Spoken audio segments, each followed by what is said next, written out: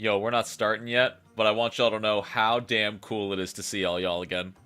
I haven't streamed on YouTube in forever, and to see so many familiar names popping up in chat feels damn good. See y'all in a little bit.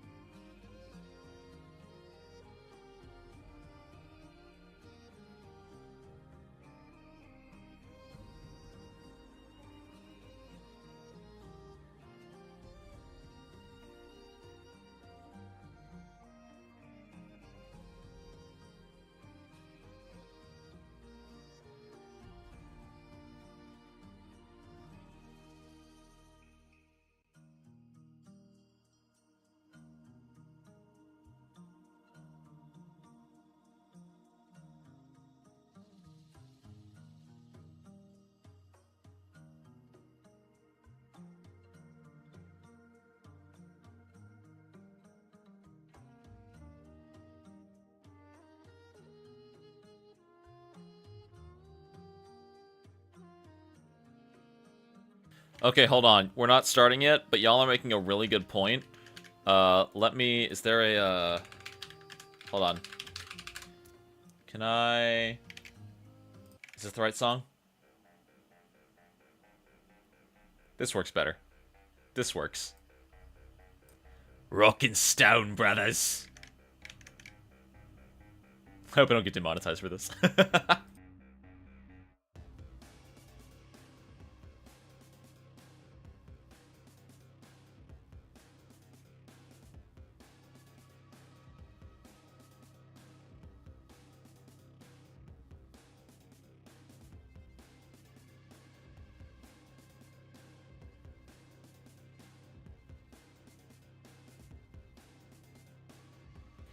Y'all have my express permission to spam Deep Rock Galactic lines in chat.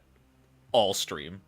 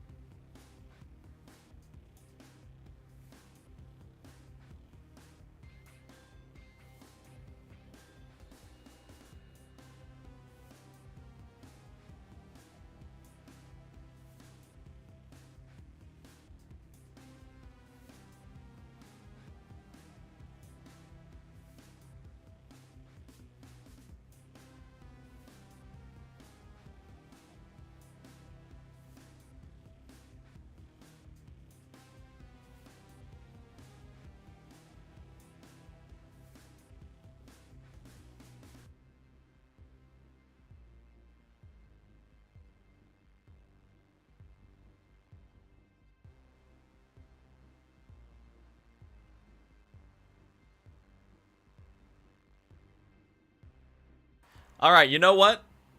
That's enough. I think we're good. I think we're here. 2 minutes early?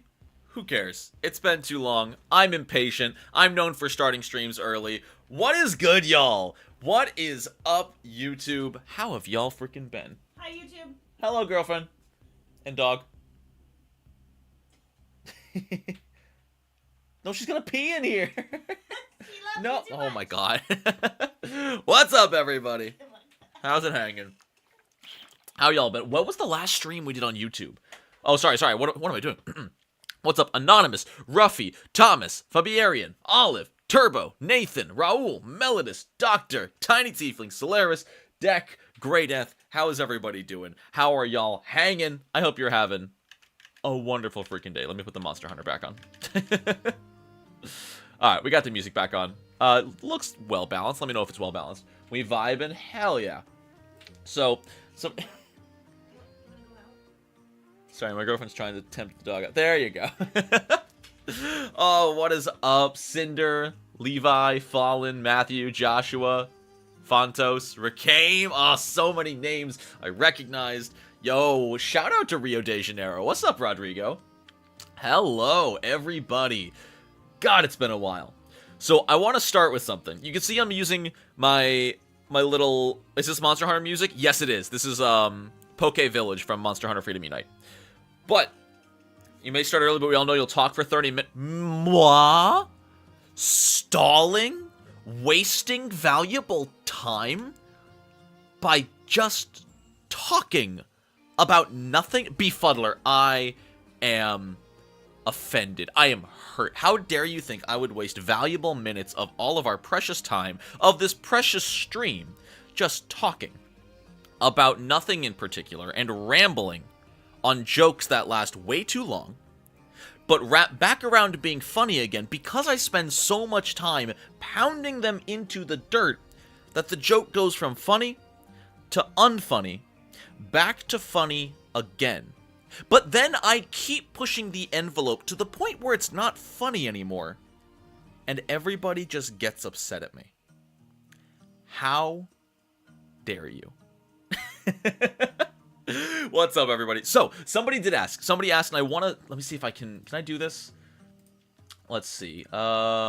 This one... Oh, it's going to look like garbage, but here we go. All right. Yo.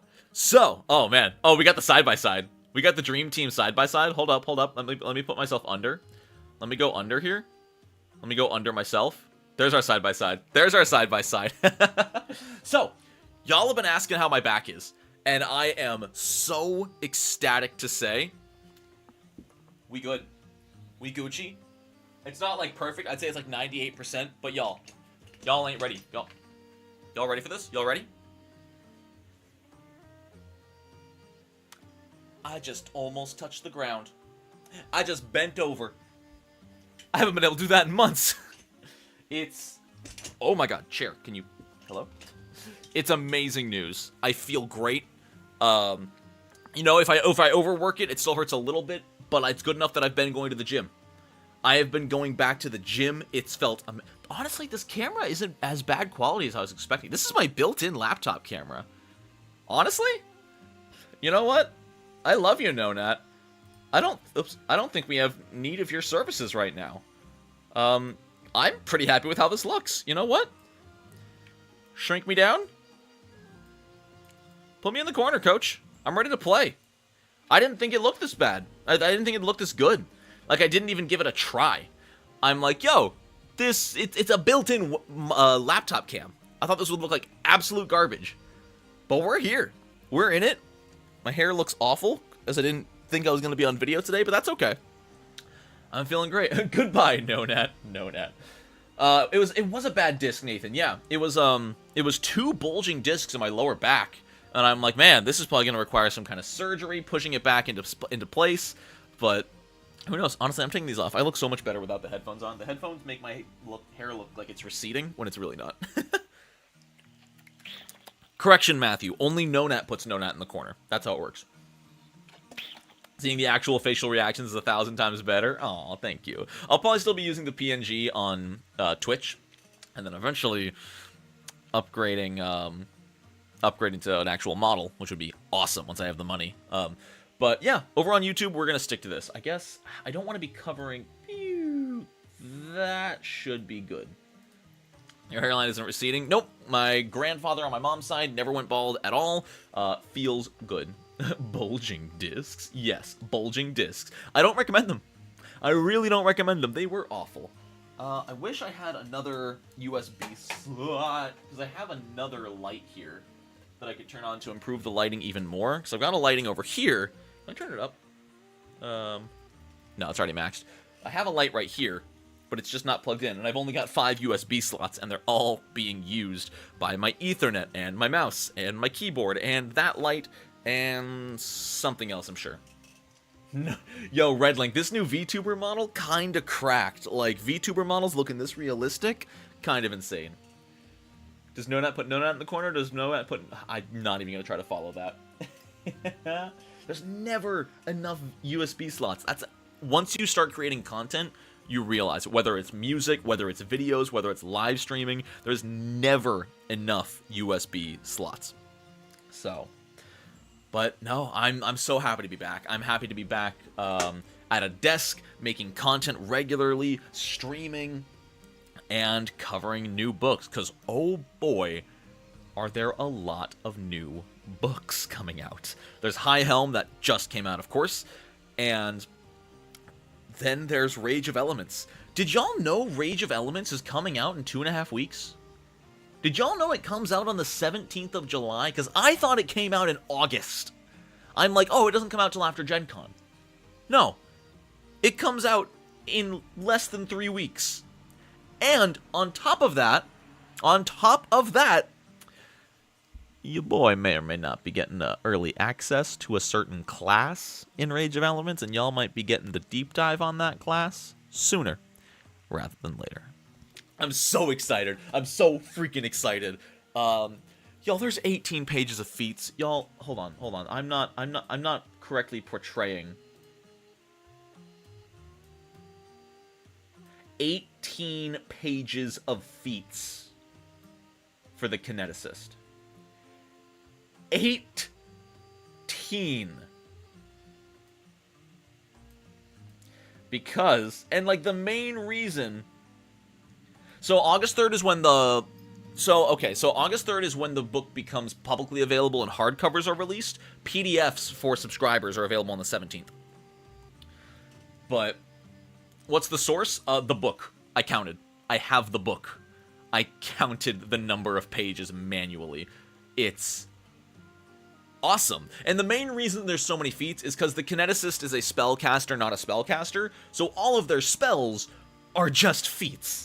Like, whenever you take a kineticist feat, you're going to get a spell, basically. An impulse, I think they're called. Looks super cool. Super excited for it. But I'm not talking about that here today. What I am talking about here today... Only 18 pages... No. Only 18 pages of feats. There's even more pages for class features.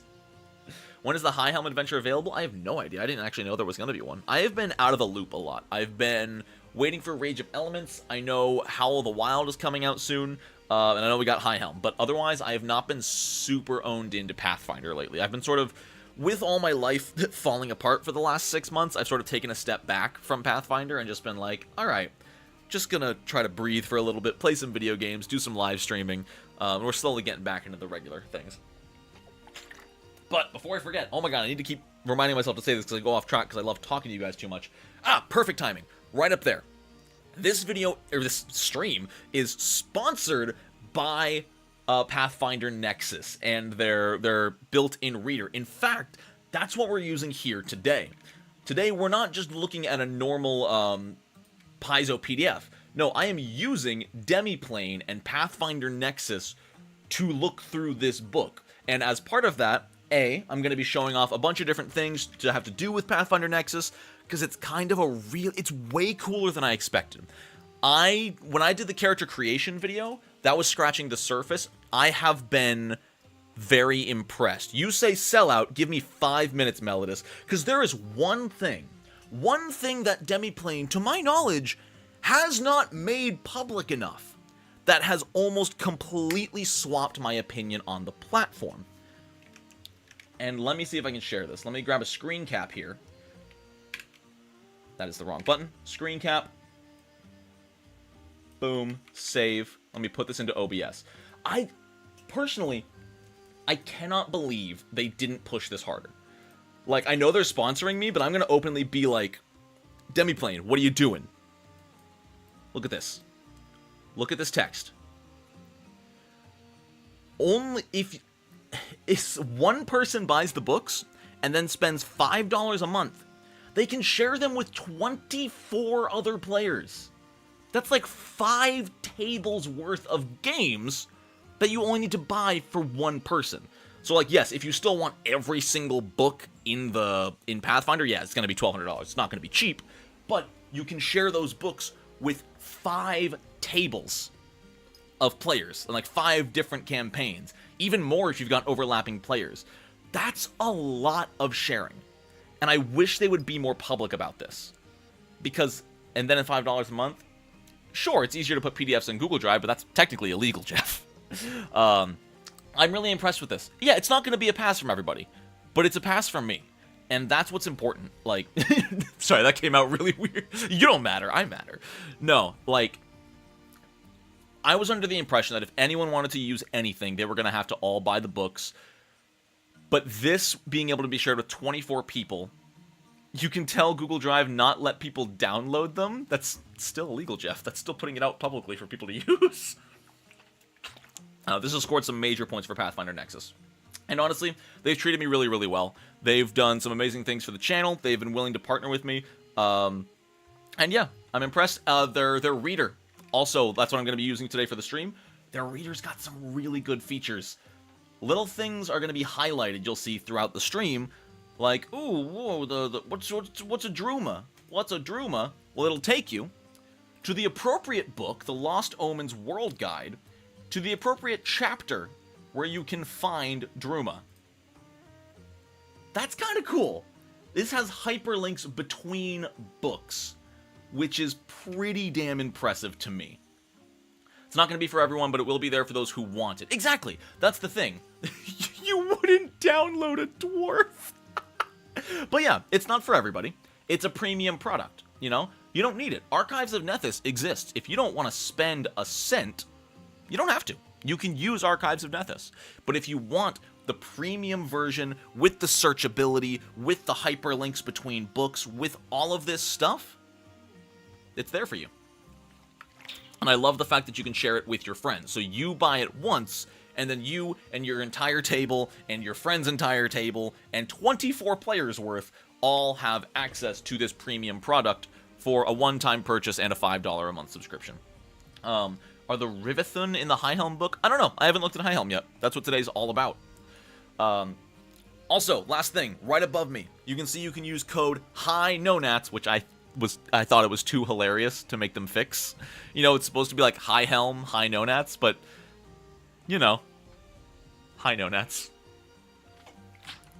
It is at this time that Nonat1s would like to say that he is not under any kind of substance and nor plans to be for the duration of the stream, but finds this code hilarious. Yes, I believe there is a discount for people with PDFs. They told me about it, and I don't remember. Let me see if I can find it here. I don't know if it's in the info they gave to me. Pathfinder Nexus, Demiplane. There is a discount, but I don't remember what it is. Actually, did I write it down? I know I wrote down notes in a notepad. Let me see if I can find it, because they explained it to me. But my memory... Chat, what's the opposite of a steel trap? You know, a lot of people are like, oh man, my memory is like a steel trap. What's the opposite of that? A rusty pool noodle? I don't see it anywhere. Damn. Yeah, no, I don't know where it went. But there is a discount of sorts. I just don't remember exactly how it works. A screen door. I've got a memory like a screen door. Love it. It's like half off. Something like that. I can't remember. But, yeah, if you use code HIGHNONATS at checkout to buy HIGHHELM specifically, you get 20% off any other individual book purchase alongside HIGHHELM. So if you want to get HIGHHELM and the Advanced Player's Guide, you get HIGHHELM full price, and you get 20% off of the APG. It's not a huge discount, but it is less money overall if you were planning to buy it anyway. Sorry for the interruption, but I wanted to say thank you for the videos. My ADHD brain can't focus too good, and reading is hard. Thanks for letting me listen as I work. Oh, Doug, that's really, really sweet. Thank you. And I honestly feel the exact same way. Like, focusing is really hard in a way that I learn better making my videos than I do just reading the book. You know, I know more about these classes because I made the videos, not because I sat down and read them. You know, when I make a class guide, those are sort of off the cuff as I read them, which is why I get things wrong sometimes, but it's how I learn too. I've been cheating and using my YouTube channel to learn the class as I teach you the class, and that's called cheating life. Pathfinder Nexus image on the Demiplane website is the same one they use for the level 20 board game. Oh, really? Oh, God. Well, reuse assets if you got them, I guess. Yo, what's up, Cinder? What's up? I know we saw Dread in here somewhere. Creeple. If I see you again in chat, Creeple, I'll mod you, because you're a mod over on Twitch and I trust you. Teaching is a great way to learn. That is underrated. Like, teaching someone how to do something just hammers it home into your head, and that's why math teachers have unlocked the secrets of the universe. Can you download PDFs of the books you buy on Nexus? No. I don't believe you can. Let me moderate. Add as moderator. The standard moderator. There we go. Cool. No, I don't believe these are PDFs. I don't think you can save them, unfortunately, which, yeah, that is a problem. I'm not going to pretend it's not. It sucks that you can't access this offline unless there's something I'm missing, but I don't think you can download these. What I will say, though, is these are incredibly well formatted for mobile. Let me actually, I can load it up on mobile. There is Paizo Connect. I don't know how it works, but yes, there is Paizo Connect. Yo, creative with the membership. Let's go. What's up? What's up? Let me look up Pathfinder Nexus. I can actually show you on my phone what it looks like. It's really well formatted. It is really nice. No nat ones. I hope that's my password.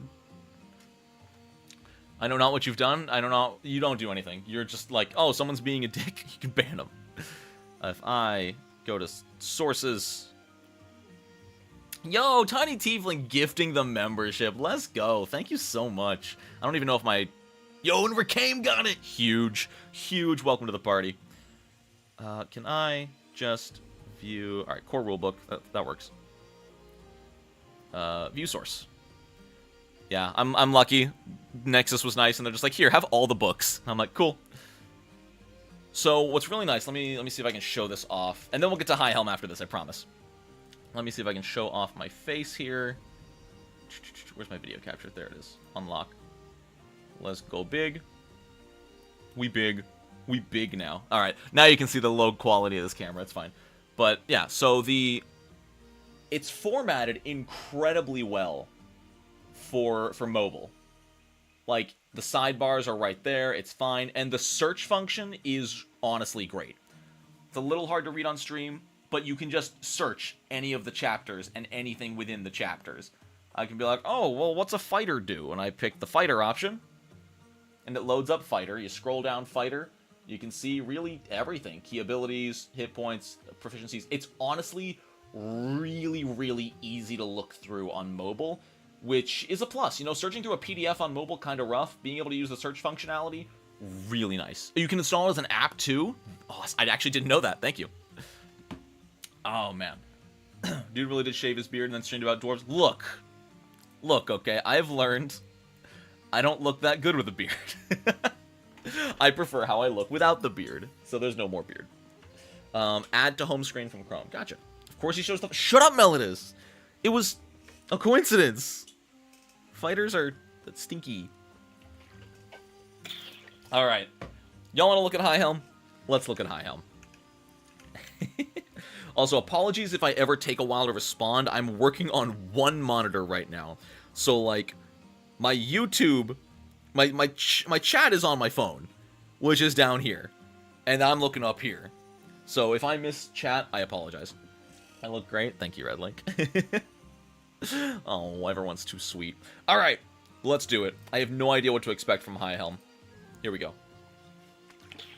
Like usual, I'm not going to be lingering on the lore, or I'm not going to linger on the art too much, except for this, because that's gorgeous. I am such a sucker for a vertical map. I love... Oh my god, it's a staircase.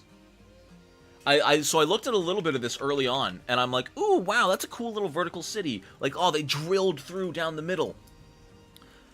It's a staircase. It's also a drill.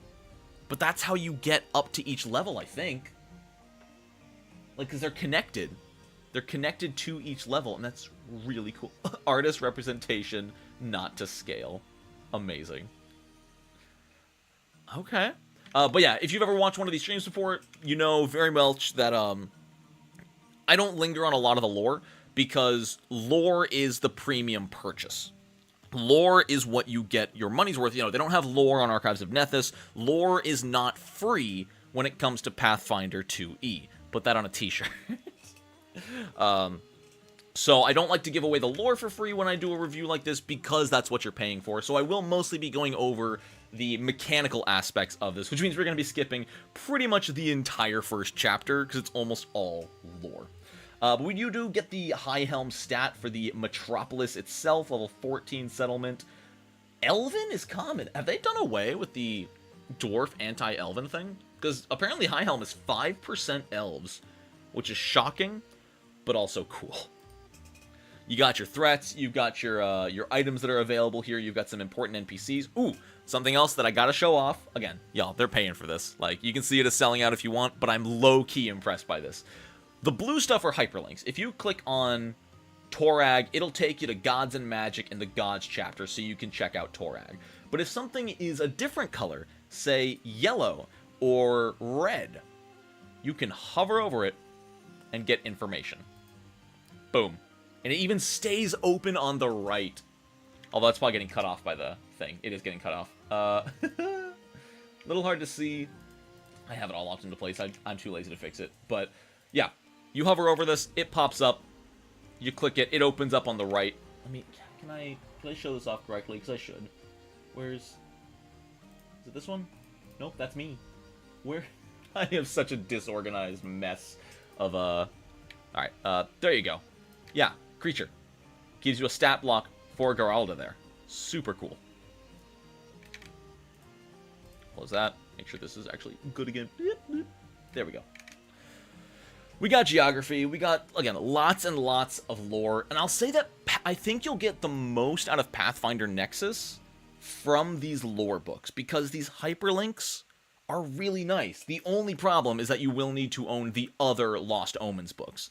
You know, if you click Raha Doom and you happen to not own the World Guide, I'm sure it'll just take you to the World Guide. But I like that if you own it, it takes you back. Though, big complaint, when you hit the back button, I wish it would take you back to the page you were on, like how far scrolled down you were, and not back to the top of the chapter, because that's a little annoying. So, we're going to skip all of this lore. There's so much lore. There's so much good to read. There's really, really hot dwarves. Why are you dual-wielding? Is that a clan dagger and a hand axe, or a short sword and a hand axe? Just seems like a weird dual wield. I guess you could have the piercing and slash. I'm trying to make mechanical sense out of a cool piece of artwork. Don't mind me. Put in a feature request? Who knows? Maybe they're watching right now. Nexus. Anyway. Dwarf and elves are just both tsundere, so communication is a bit off, even though they like each other. True. Alright, international relations, law enforcement. You're getting so much. Trade industry. I could look through all of this. There's not really anything mechanical here. It's a lot of lore. Oh, you're so pretty. Hold up, I love this dress. I love her beard. I love her, like, triple bun. What would you even call that hairstyle? I love this. I love everything about this. Oh my god, you're so cute!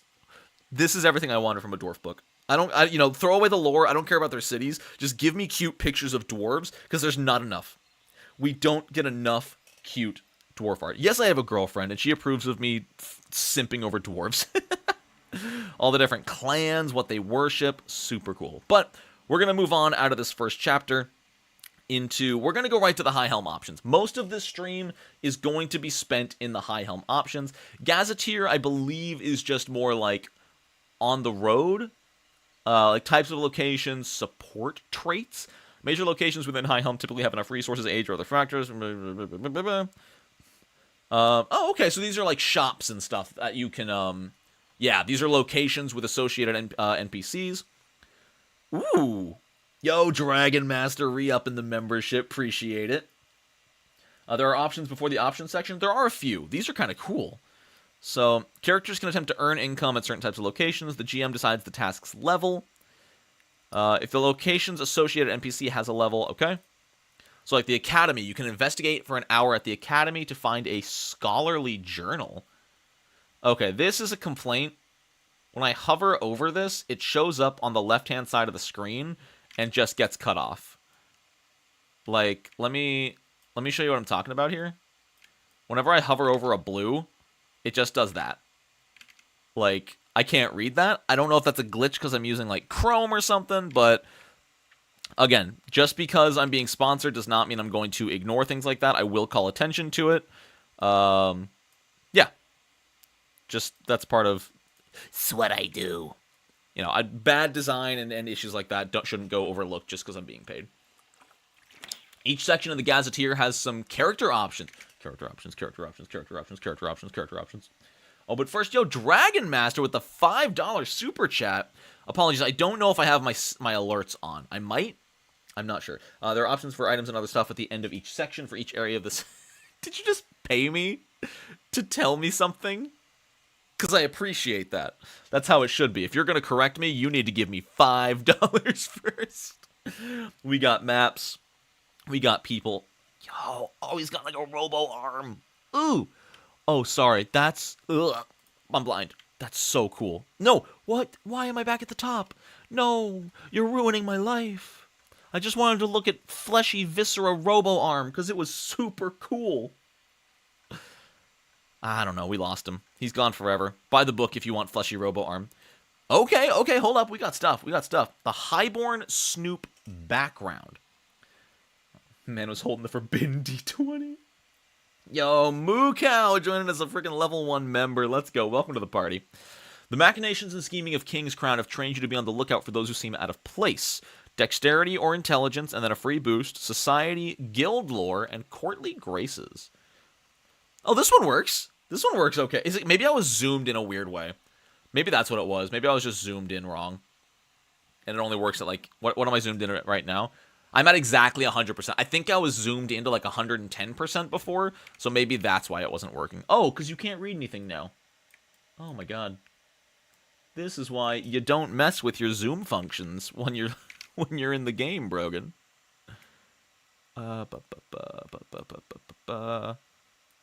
Bigger. Professional stream. You know what, guys? I'm out of practice. Don't judge me. I'll just stretch it. Why was I so easily... There we go. I think we're clear now. Watching your vids for a long time, so I figured it was about time. Hell yeah. I've been seeing your comments over the years. It's been awesome. Alright. So, Fell Arms. The Ash Engineer isn't known for engaging in violence personally, but his creations have advanced the art of dealing death. Alright, what kind of runes we got? Ashen. You etch this onto a weapon. In his attempts to recreate the initial feeling of the object he encountered ages ago, the Ash Engineer discovered a different effect.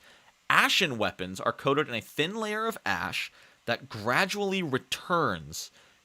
A creature hit by the attack from an ashen weapon becomes shrouded by burning ash, which deals persistent fire damage. And it causes them to be confused on a will save? That's not a super high DC, but I think it's pretty standard for that level.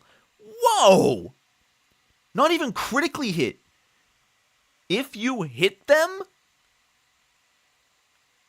How... And it doesn't even, like, go on cooldown? Whoa. Wait. There's no cooldown? They're not immune to it. Every time you hit them, they start burning, and they could be confused. And no incapacitation? Wait a second! It's not even a melee weapon! You put this on a fighter with a bow, with triple shot, and you're shooting them 3 times per turn, hitting them 3 times per turn because you're a fighter. Note, I didn't say crit, because with triple shot, you take a penalty, so they're going to hit every attack. That's still 3 hits. The damage does not stack. Persistent damage does not stack. But it refreshes it, and that's 3 saving throws. Let me look up a level 9 enemy. Hold on. Let's look up a level 9 enemy real quick. What level's a troll? A troll is level 5. Troll King. Level 10 Troll King. has a will of plus 15. Granted, that's its lowest. You know, trolls are not exactly willful creatures. But this means you can make that troll roll that will save 3 times in 1 turn. Put this on a scatter weapon? Wait. If you put this on a shotgun, you can hit like every enemy with a scatter, do you think? Or does that... That's a question. Does the scatter count as being hit? No, because you're not hitting them with an attack. You're hitting them with the damage from a trait. No. Hitting from an attack is pretty clear on a strike. It does say gradually returns over the span of a day. But it doesn't say once per day. Scatter is splash damage. Yeah, splash isn't a hit. Yeah, you need to hit with the attack. Still, though, if you're like a fighter with triple shot or a flurry ranger or anything that can attack multiple... Wait, what about Rain of Arrows? What's the text on... What? It's not called Rain of Arrows. What is it called? What's the ranger feat? What's the ranger feat?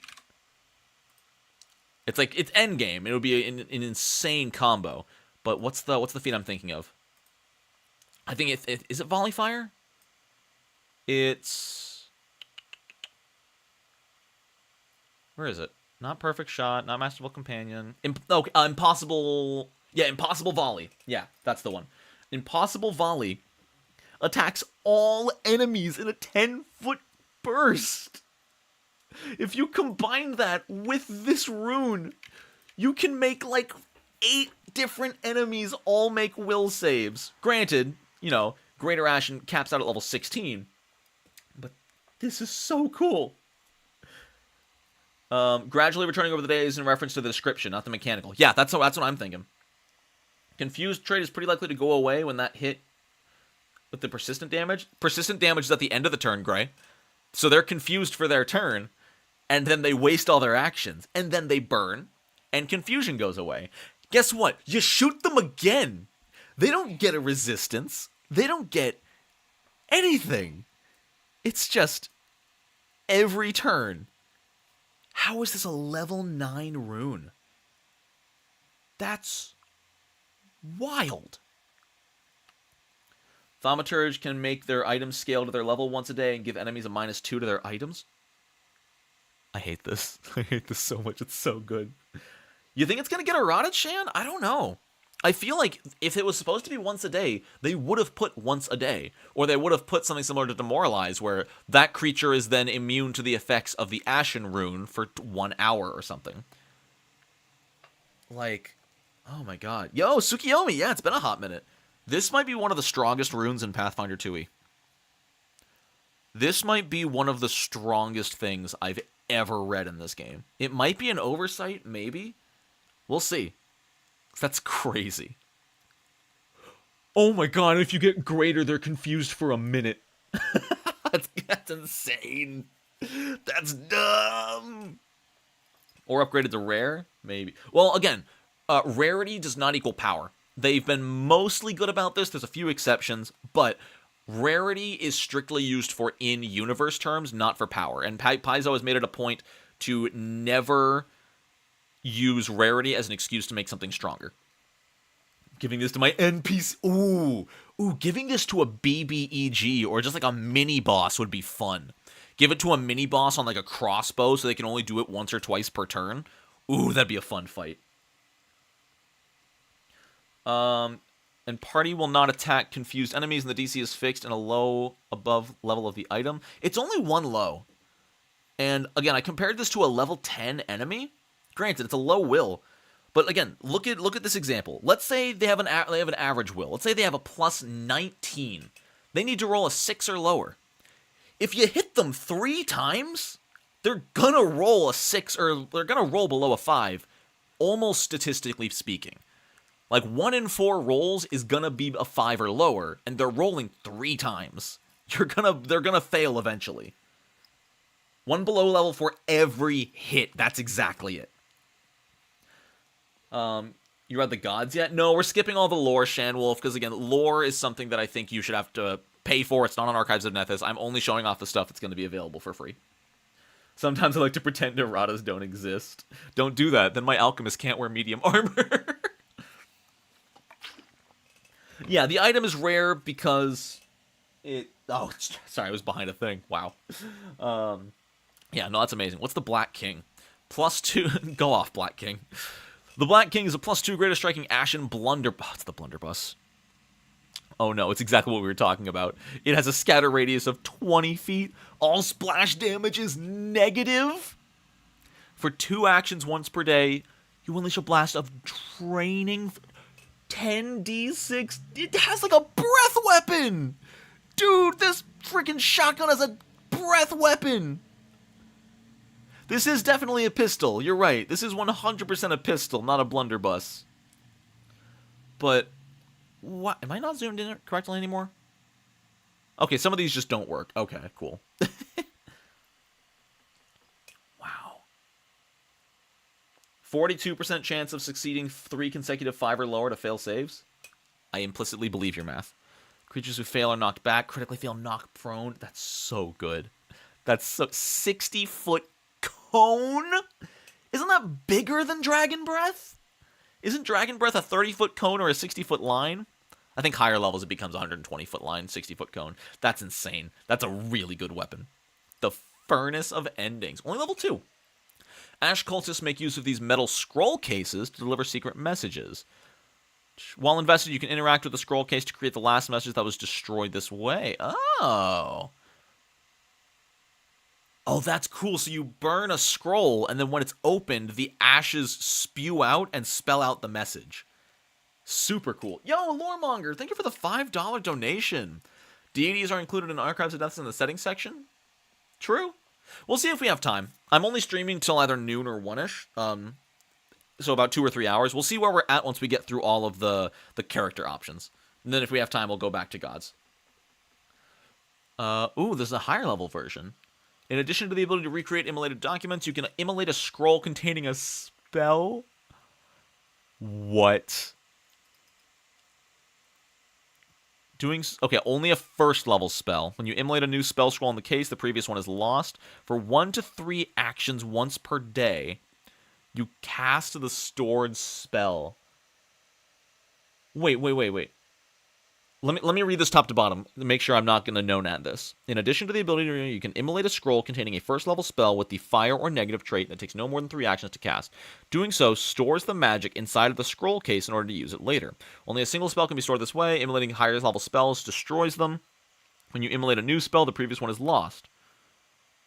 Now for the scroll's magic is lost. This becomes a reusable scroll. At level 5, that's a reusable scroll. It doesn't say you lose the magic. You can just do it once per day. So if you burn, it's a first level spell. So if you burn... What's a fire first level spell? Scorching Ray is level 2, isn't it? What am I drinking today? G Fuel, of course. I got the Strawberry Lychee Dragon Ball G Fuel. It's delicious. Reusable first level scroll only. Burning Hands, yeah. You can... Oh my god, you can turn this into like a Burning Hands cannon. Like, you take the top... It's a thermos of Burning Hands. This is not called the Furnace of Endings. This is the thermos of Burning Hands. Hold on. Before you stab me, just let me get my soup! And then you burn them alive. That's awesome. And then you can use it once per day. It's a wand that can't be overcharged. Higher levels can fireball. Yep, level 9 can fireball. Level 13 can, higher level fireball? Has to be fire or negative. Would be silly casting if any spell with a water trait broke it. That would be funny. Gray Prince. While nothing created by the Ash Cult can be considered... Hello, dog. Did you just force yourself into my recording studio? Excuse me. Excuse me, did you just force yourself into my office? Now you get to be on stream and make everybody go crazy for you. I have a dog. You all haven't seen the dog in forever. Here you go. Have a dog. Dog is so sad. Why is dog sad? Because we're out of food. Oh, wait, you don't have any food? Did you eat this morning? No, Kat had no breakfast. What? I gave her a treat. Okay. She had no breakfast. Golly. The poor dog. People are going to think we abuse our dog. Like, no food for you. You don't get to eat for a week. Oh my God. I'll go out and get some after the stream. Please feed our poor dog. Please, everybody donate money so the dog can eat. Oh God. Oh no. She's like mugging the camera. Hold on. Yeah, she is. She's like, hey, what's All going right. on? Hi, friends. I'm no longer in charge of the stream. All right, please enjoy. Do do do do do do do do do cause world. Wait, is that copyright? Yes, Can I? I think it is. Oh, I take it back. Take it back. It's fine if you play a whole song on video, as long as you say you take it back afterwards. Come back. You think the Sesame Street, the Big Bird, is gonna come for us? The Big Bird? Yeah, Reminds the me Big Bird. Have you seen the GIF with Big Bird breaking down a door?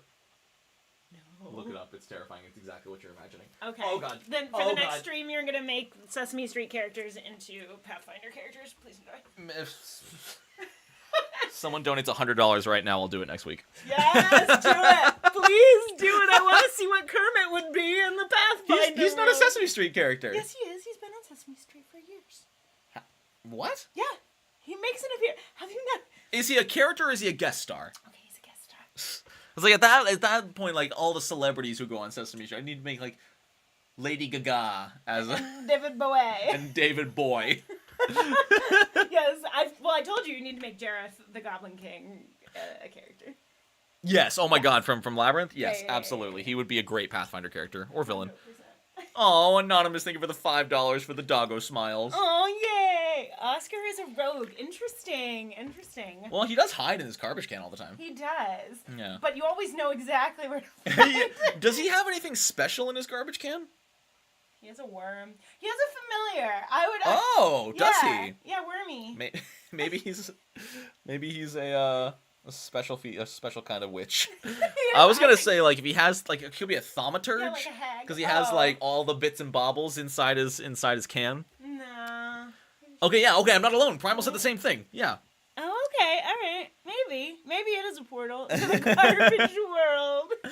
Miss Piggy would have the Captivator archetype. Otherwise, I think she'd be a bard. Well, okay, hold on. We're doing this for free. Oh, I said sure, yeah, $100 donation. I'm doing it for free. $100, and I'll stream it next week. No more free dogs. Oh my God. All right, where were we? The Grey Prince. Before I was rudely interrupted by a dog. Yeah. All right. +1 striking ash and hand cannon, by far the most popular. Oh, I think this is supposed to be the Grey Prince. Because this is a hand cannon. And like that's a hand cannon. That's not a blunderbuss. Maybe it's just a weirdly designed blunderbuss. Maybe the hand is supposed to go under.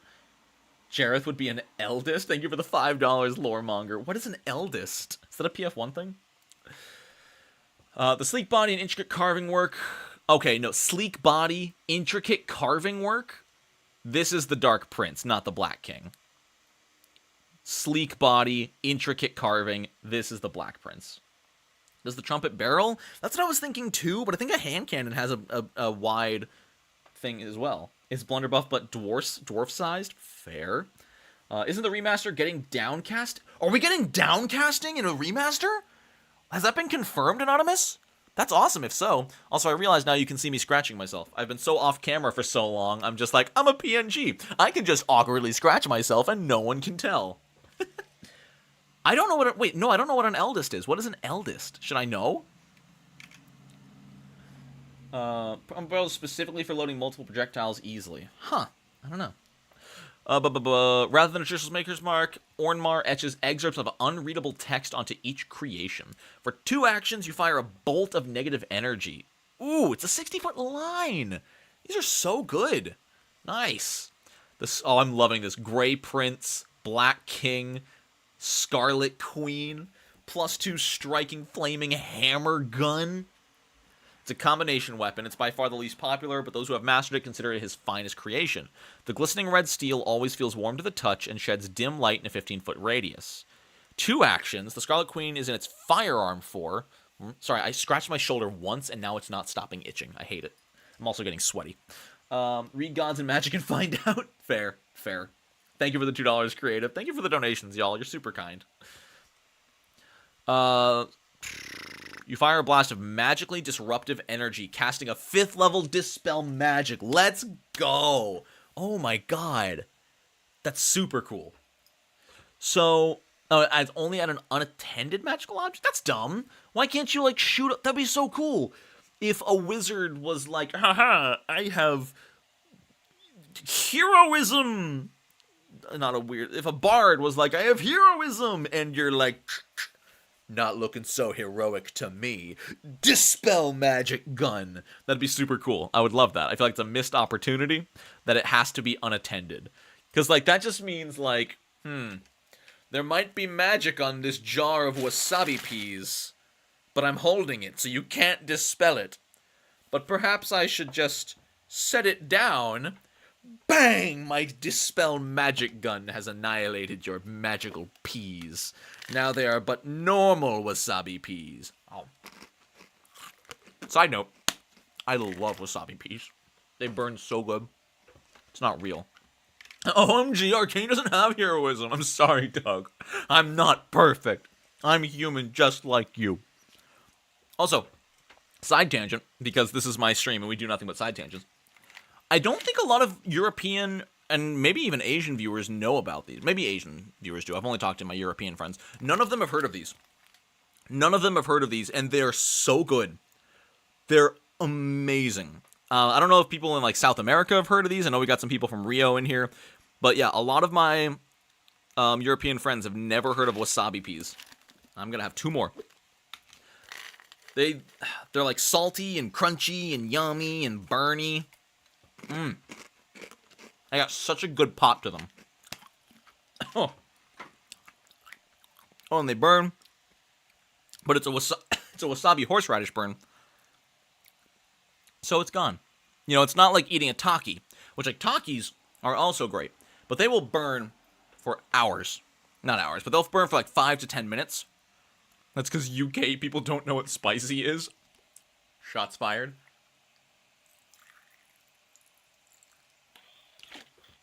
I love this water bottle, by the way. I got it last week, and I'm in love with it. Oh, okay. I'm from Denmark, and you see them. Interesting. Okay. Have I heard of durian-flavored nuts? No, I've only ever heard of durian as stinky poo-poo fruit. Very cool. Spy games? That's just chess. Oh, but it's like sneaky chess. This clockwork board contains 6 hidden compartments that can be opened by moving the game pieces in preset patterns? Ooh, that's cool. Each chamber has a unique combination. Only one chamber can... Yo, this reminds me. Have y'all ever played, We Were Here? The co-op puzzle game, We Were Here? Because this is literally a puzzle from We Were Here. And once you open the chamber, you can set your own combination. That's so freaking cool. Oh my god. Let's see. You can identify a liar's board as a clockwork device with a DC 25 perception. You can find a compartment with a DC 30 perception. DM rolls a D6 to determine which chamber is discovered. So if you want to find all 6, you're going to need like multiple DC 30 checks. You can force it open with a DC 30 thievery. Tampering is obvious unless you roll a 40. That's so cool. Oh my god. That's really rad. All of that. I dig everything about this. Sorry, I'm behind on chat, and my computer is like, let's slowly scroll and catch up. Scammer time. It's a safe from Resident Evil. Someday I'll play Resident Evil. Oh, hey, Sandra. She reminds me of Abuela from Coco. I like it a lot. I think it's the nose. I haven't seen Coco in a while. I need to rewatch Coco. That's such a good movie. Lore. Paizo's gonna get mad at me if I look at pretty artwork.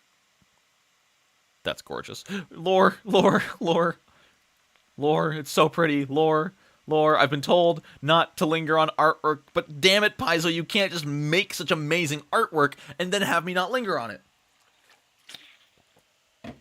Sandra Copperstone is a great name. I love dwarf names. Dwarf names are so good, underrated. Nonat, this is just normal. 5 seconds later, it's the coolest thing ever. Hey, sometimes normal things are, you never know. You know, it's like the liar's board itself. You never know it's fancy until you look closer. If I send $5, would you do it 20 weeks from now? Nope. $100. $100 and I'll do all the Sesame Street characters next week. I ain't cheap no more.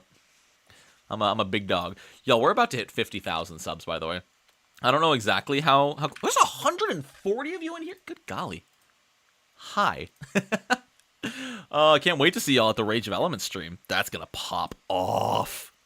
Y'all, we are 28 subscribers away from 50,000. That's mind-blowing to me. I'm so happy. Sorry, Union Rep? Union Rep background? Am I going to Gen Con? I am, yeah. I'll be trying to plan a small get-together with people at Gen Con for sure. I don't know where or when. Just probably when I have nothing else going on. I'll plan something more than a day ahead of time this time. I'll actually make a video about it like a week or two ahead of time. Be like, hey, I'm at Gen Con. If you're around at 3 p.m. on Saturday, come say hi. I'll rip the fighter page out of your core rulebook. What union rep? You have fought for fairer ore distribution in the Metal Makers Union, higher chef's pay in the Provisioners Union, better mercenary contracts for the Union of Axe and Coin, or game makers' rights at the Paizo Union. Whatever the case, you have experience in the high-stakes world of the negotiating table, experience that translates surprisingly well to adventuring. 2 ability boosts, intelligence or charisma, and a free one, diplomacy, legal lore, and contract negotiator. What is this one? I don't remember this. I wish this told me what book it was from. Oh, it's from this book. Your experience with bargaining and deciding terms as part of HIGHHELM's guilds helps you make deals in other situations. When negotiating deals or agreements, you can use legal lore in place of diplomacy. Yo, I need to send this to my friend. Hold on. I need to send this to one of my my fellow players because he's been playing as a it's one of the lawyer backgrounds that I can't remember the name of. But let me just say at you, Merzio, bonk. There we go. All right, that's awesome. What day is the Rage of Elements stream? No clue. I'm not allowed to stream it until it comes out officially. That'll be on the 17th, so probably the 17th. What day of the month is the 17th? That is a Monday. Oh, perfect. I might stream that on Monday. Ironwell Innovations. What do we got? The Dwarves of Ironwell have developed and perfected the craft of crafting. This is perfect writing. Not even being sarcastic. I love this. They have perfected the craft of crafting. Oh, boy. All right. That seems OP if combined with additional lore for scaling. That's fair. Aren't there a few options that give you auto-scaling on your lores? That's super cool. All right, Contract Negotiator, trained in legal lore. Your experience with bargaining and deciding terms as part of HIGHHELM's guilds helps you make deals in other situations. When negotiating deals or agreements, you can use legal lore in place of diplomacy. This is the one I just read. This is literally the feat I just read. Guys, I'm tired. That's the end of the stream. Bye. Vicious Critique. Trained in crafting and intimidation, you are about to attempt to coerce a merchant or crafter. Okay. You have an eye for detail and a mouth for pointing out flaws, which makes it all the easier to convince the merchants and crafters of King's Harp to help you. You quickly analyze the triggering creature's wares in hopes of finding something useful in your coercion and attempt a crafting check. It's true. I am an idiot sandwich, and I find it hilarious that YouTube was like, we're going to hide this, because idiot sandwich sounds really offensive. Do you think you'll play the Pathfinder video game? Oh, absolutely. I've already talked to them, and I don't know if they'll go for it, but I've offered to help playtest and show off the beta and everything when that gets ready. Free publicity. Like, as long as they just send me an early free copy of the game, I'm like, yeah, you don't even need to pay me. I'll just show the game off, because that sounds awesome. I want to play more video games. All right, so if you critically succeed your crafting check,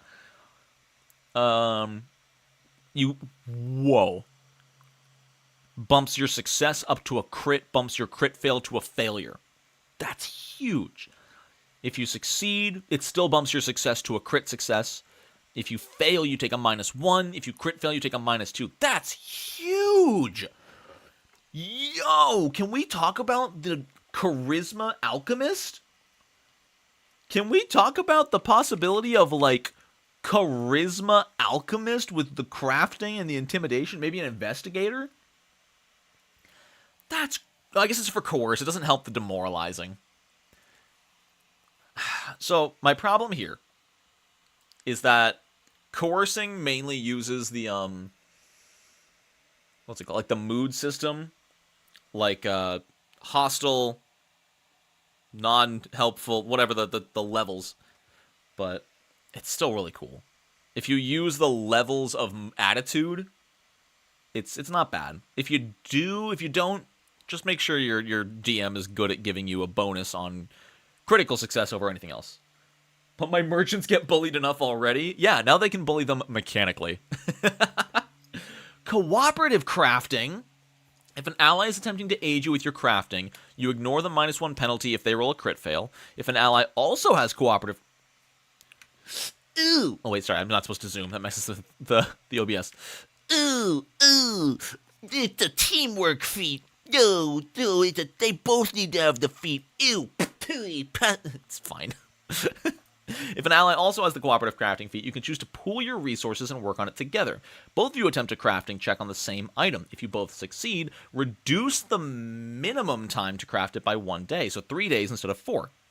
When determining the level of item you can craft, use the higher of your or your ally's level +1. Oh, that's really cool. See you later, first last. That's really cool. If you attempt to craft an item that's higher level than either of you, and a single one fails, you both crit fail. That's awesome. You're level 4, you can make a level 5 weapon.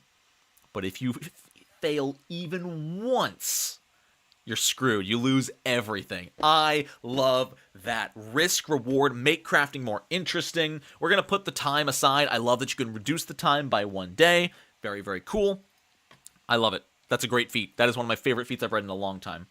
Is crafting common in Pathfinder? Yes and no. Yes and no. We've been over this. There's a lot of mixed feelings on crafting. Some people think it takes too long. Some people think it doesn't take long enough. Some people think it's too easy. Some people think it's too hard. It's a lot. Depends on your table, really.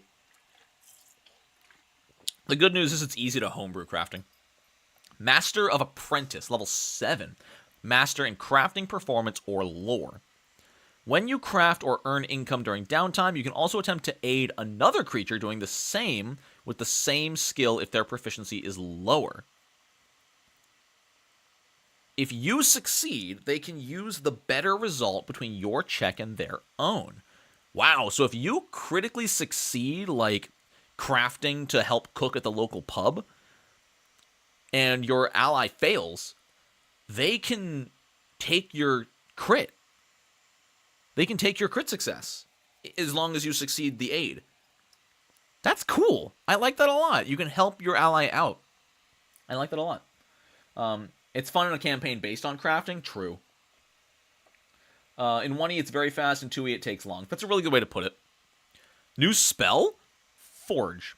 For 2 actions,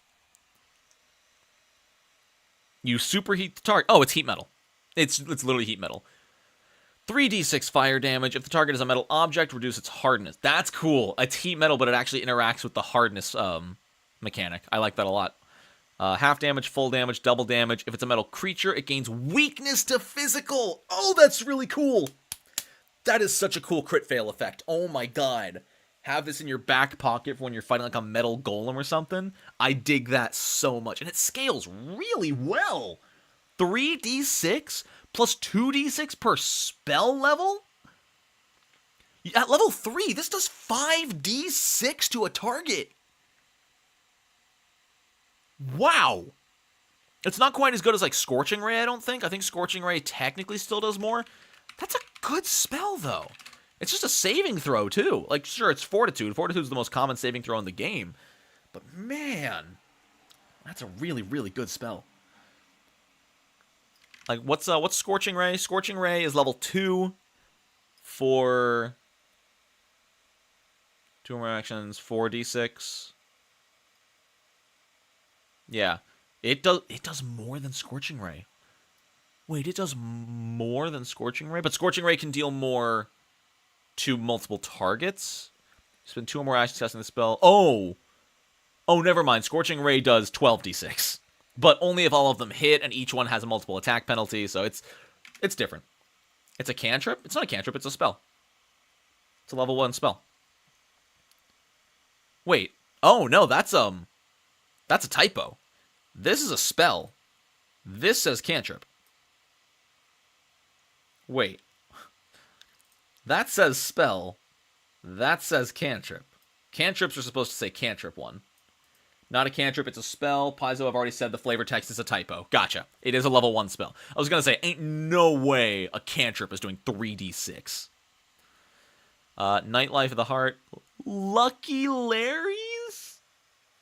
What's that up your sleeve? Expert in gambling lore. I'm honestly okay with this. I am okay with seeing more skill feats for lore.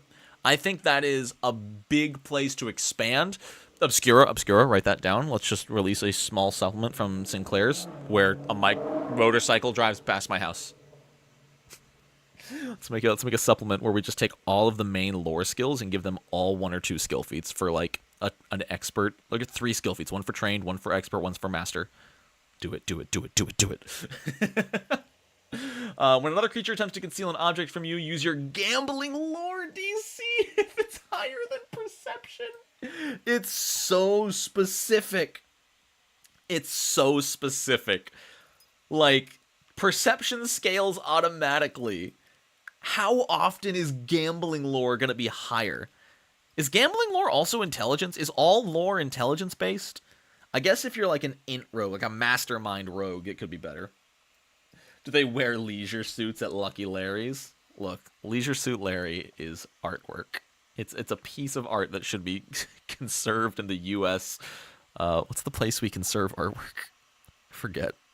My brain's not working today, y'all. I'm moving pretty slow. God, I can't remember. I cannot remember. If a dwarf dwarves around dwarves, doesn't that mean he's just normal and we shouldn't say that at all? Does that mean I'm typing this for nothing? What? Perception also scales on class. True, some classes do get stuck at expert for a long time. Not Smithsonian. Library of Congress, Nathan. Thank you. Nathan wins the stream. Speaking of winning the stream, it's been like an hour, so I should probably say this. Just a reminder, this video is sponsored by Pathfinder Nexus. If you want to get HIGHHELM on Pathfinder Nexus, you can get it like I've been reading it right now. It went away. Come back. Wait, come back. If you want to get the book on Pathfinder Nexus and read it like I am right now, you can pick it up, and if you use code HIGHNONATS at checkout, you can actually get 20% off any other individual book you buy alongside it. So you get HIGHHELM at full price, and if you pick up something like the Advanced Player's Guide, you get 20% off that purchase, and it's premium, you know? It's really high quality for what you're going to get. You get access to it for the character creation, and you can share it with up to 24 different people if you get the $5 a month membership. Link in the description if you want to go pick it up. Kermit was a reporter on Sesame Street? Was he? Oh, message retracted. Never mind.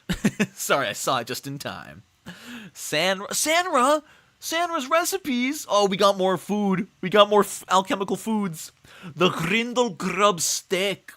Fried Grindle Grub is a common street food in HIGHHELM, but Sandra has elevated the dish to something almost gourmet for such pedestrian fare, bringing out both the height of its flavour and its natural energy boosting properties. You don't need to eat for 3 days after consuming a Grindle Grub steak. For the duration, you get a +1 item bonus to fortitude saves against fatigued and drained. That's amazing. What? You don't have to eat for 3 days? Granted, it's 20 gold pieces. So for 20 gold, you don't have to eat for 3 days. But that's kind of cool. Can we talk about how Sandra just knows how to make this and she's not using it to help end hunger in HIGHHELM? She's not just being like, yeah, I can make a bunch of this. And then as long as everybody eats every 3 days, no one's going hungry. It's alchemical. It is alchemical, which means your alchemist can make it. Wait, is this the new Goodberry? Hold on, wait, no, this is Pathfinder 2E's Goodberry. Granted, it's level 4.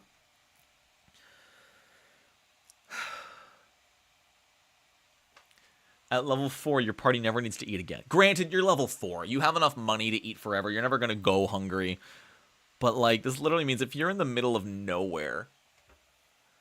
your alchemist can just be like, hold on, I think I've got some Grindle Grub in my back pocket. Now we don't have to eat for 3 days. Sure, we're stuck on an island, but I got Grindle Grub. It's Goodberry. It is uncommon, yeah. It's uncommon. It doesn't heal. You'd have to make 4 of them for your party if you're a party of 4. And it's uncommon. The DM has the right to say no. Iron Dust Stew. Sorry, I have to read this one as well. This hearty meat and potato stew has an unusual shine to it and seems to sparkle when it catches the right light. That's because it's been infused with specially treated iron dust, which Sandra Copperstone promises will strengthen the bones and make for healthier skin. L'Oreal, because we're worth it. Eating this delicious if metallic stew adds the same sheen to your own skin, while also hardening it. You gain 3 resistance to physical damage for a minute, but a -2 item penalty to acrobatics and athletics checks during that time. Okay, so this is like a potion. This is more of a potion. This feels like a Legend of Zelda item. You drink it and you get resistance to physical damage, but you also take a penalty to, like, moving. That's cool. Reminds me of, like, the Iron Boots from Zelda. It's cool. Does it taste like blood? Oh, God, it probably tastes like blood or pennies or, like, sometimes you have those really low-quality spoons that just kind of taste like nickel. Ugh. Oh, God, it's stuck in my... You ever get those phantom tastes you can't get out of your mouth? That's where I'm at. Oh, I hate it. I hate it so much. All right, we're scrolling down. More player options, please. We're not even at the player options section yet. Amazing. There's all this stuff, but yeah, if you want to check it out and read it, check out get the book for yourself. Sandra solving anemia. Phantom taste? Yeah, when you taste something that's not actually there. You know, if I think about something enough, like metallic flavoring, I can kind of taste it, and my head just kind of gets stuck in it. I just get stuck in this loop of, ugh, that's gross. I wish I wasn't tasting it. What am I tasting? Metallic? Ugh, that's gross. I wish I wasn't tasting. What am I tasting? Metallic? I just go in circles. Just think of chocolate. That's harder to do, because the brain likes to focus on the negative, like on the awful stuff. The brain hones in on what's immediately threatening. It doesn't necessarily think of ways to fix it. It just realizes, ugh, gross. Slurm from Futurama. Fight Breaker. You have a knack for picking up on simmering tensions and calming freight. Yo, like the blood cake in Norway? Is that a thing? Blood cake? Also, thank you for the 1,000 yen. Yo, I think that's a $10 donation. Thank you so much for the 1,000 yen. Appreciate it so much. They eat blood cake in Norway? Is that a thing? Blood cake's a thing? I don't like that. Alright, you rely on your intuition to discern how and when violence is imminent, and on your skills, diplomatic and otherwise, to de-escalate tense situations. You get a boost to wisdom or charisma and a free boost to diplomacy, lore skill for your city, and you gain group impression. What does that one do? When you make an impression, you can compare your diplomacy check result to the will DCs of 2 targets instead of 1. Cool. Neat. I want you to see this. I could solve HIGHHELM hunger, but that won't make me 20 gold a stake. True. True. Not to, blood cake is like black pudding, blood sausage. I'm uncomfortable, but I would also try it. I don't know. Is that like the bricks of blood? Like solidified pork blood? I know that's a thing. They did that on Rhett and Link like 8 years ago. Oh god, I'm old. Alright, Stone Breach. The Blood Hammer Reserve. It's just beer. But it has polymorph. Also, can you hear that? Let me know if you can hear that lawnmower in the background. I'll close the window if I need to. This strong, rich red-brown homebrew has no listed ingredients. Although Skog Bloodhammer insists the drink doesn't exist, he prefers to share this drink at backroom gatherings with these trusted friends, and usually broaches the idea of sharing with a full mug and a question. You ever thought about being a throg? After drinking the brew, you transform into an animal, except you can't dismiss the effect. You transform into a random animal on a D10. Your appearance while in the battle form resembles that of animals within Emperor's Peak or from the surrounding 5 Kings Mountains. That's so cool! Level 6, you can choose the form. Level 8, it's upcast to 4th level. Oh my god. When you want to get real messed up, right? Yeah, there's getting drunk, and then there's, hey, let's all turn into animals for a while. Oh, I think they do that in The Magicians. My girlfriend watched that a little while ago. I think it's confirmed. Dwarves are furries. so funny to me. Oh my god. The blood knuckles, what? +1 striking, wounding, hand wraps, and mighty blows. Isn't wounding supposed to only be on slashing? Ooh. When you invest the wraps, they gain the effects of a 3rd level magic aura that appear. Let's see. Casual observers are unlikely to notice anything amiss with the wraps, but a creature that succeeds at a DC 25 perception check can notice something is off about them, though they would still need to find other means to discern the magical nature. As a reaction, if you cause a creature to take bleed damage, you use your foe's pain to reinvigorate you, gaining temporary hit points, up to a max of 10. Cool. This is interesting.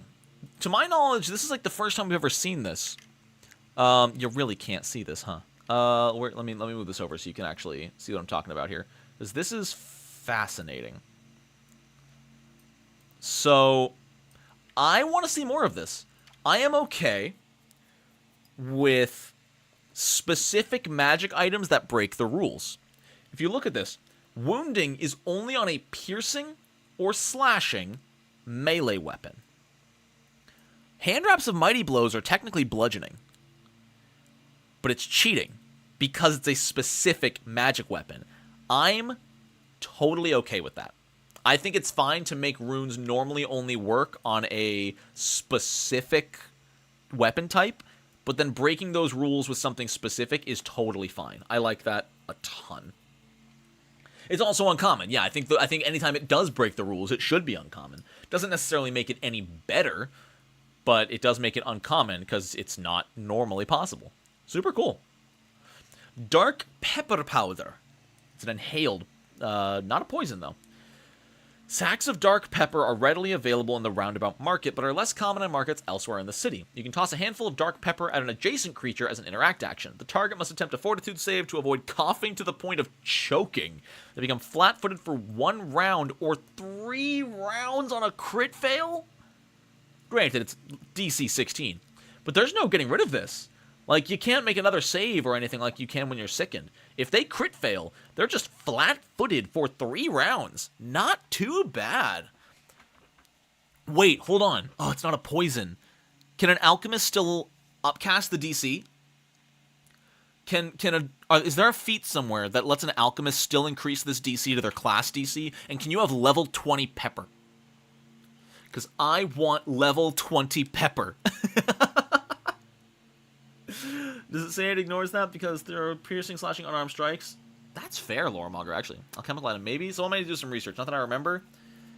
Because I know the Poisoner can do it specifically with poisons.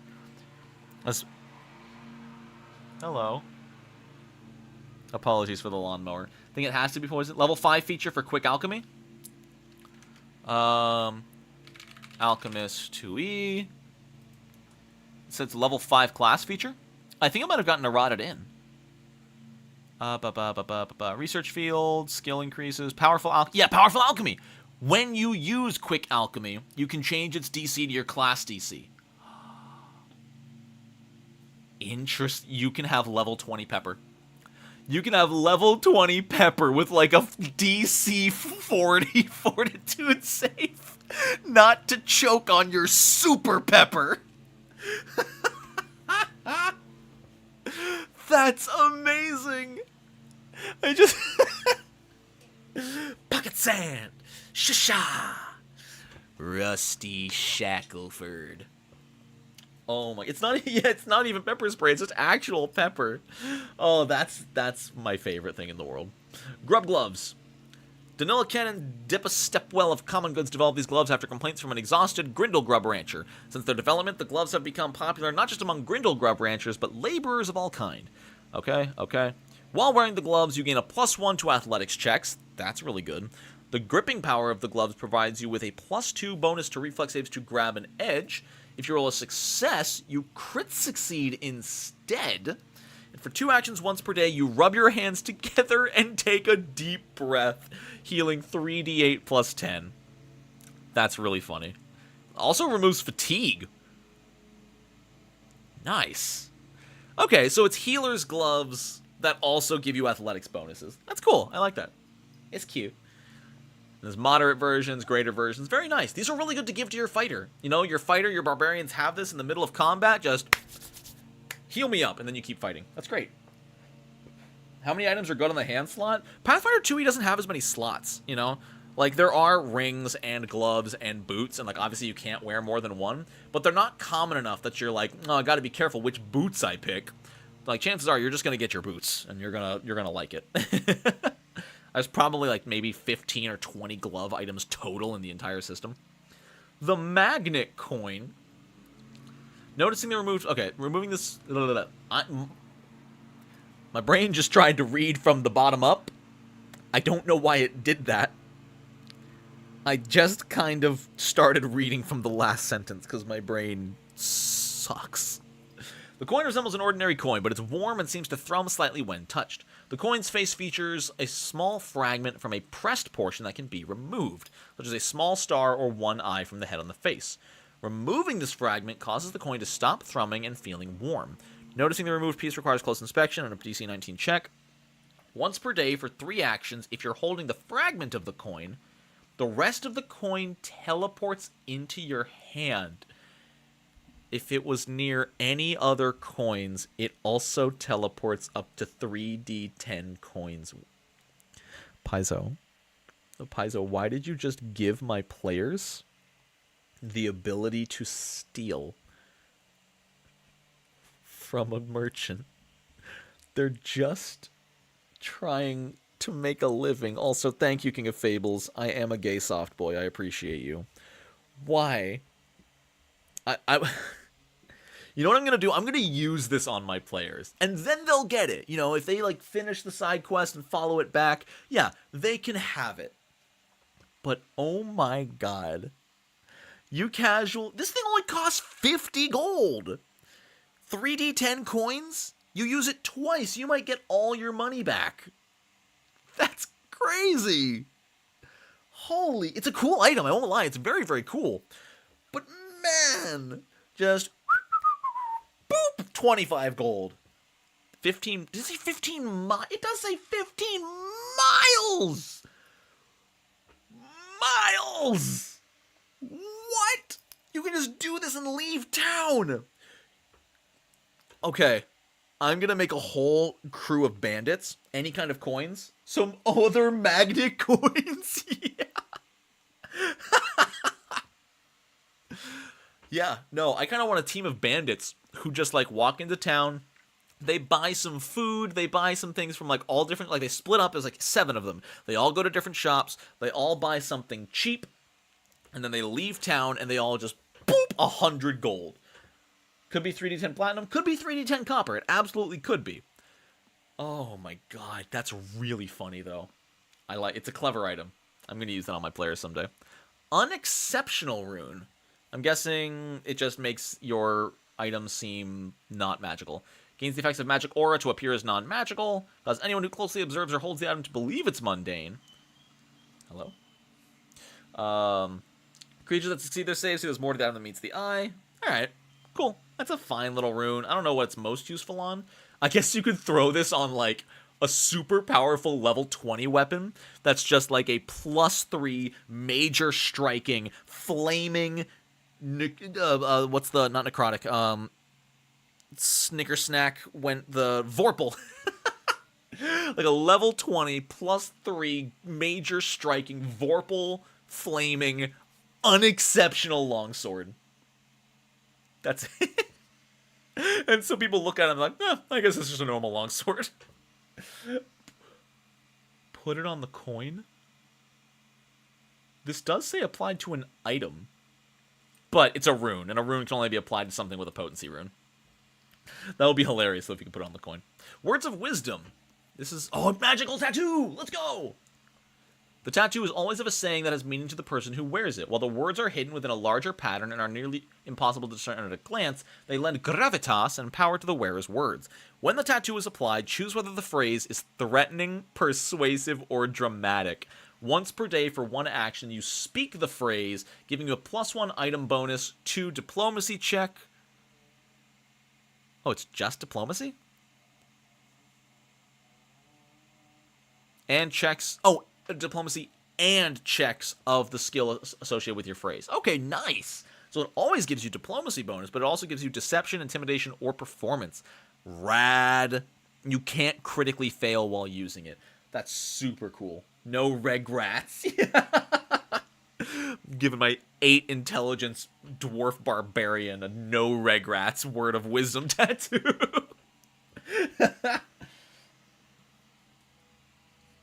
Nonat 1 sent me. And then you break into song. Oh my god. Become emboldened? Okay, that's just what this means. Emboldening your words. For an hour. +3 for an hour. Level 18. But still. Wow. Super cool. Holy cow. And then the depths.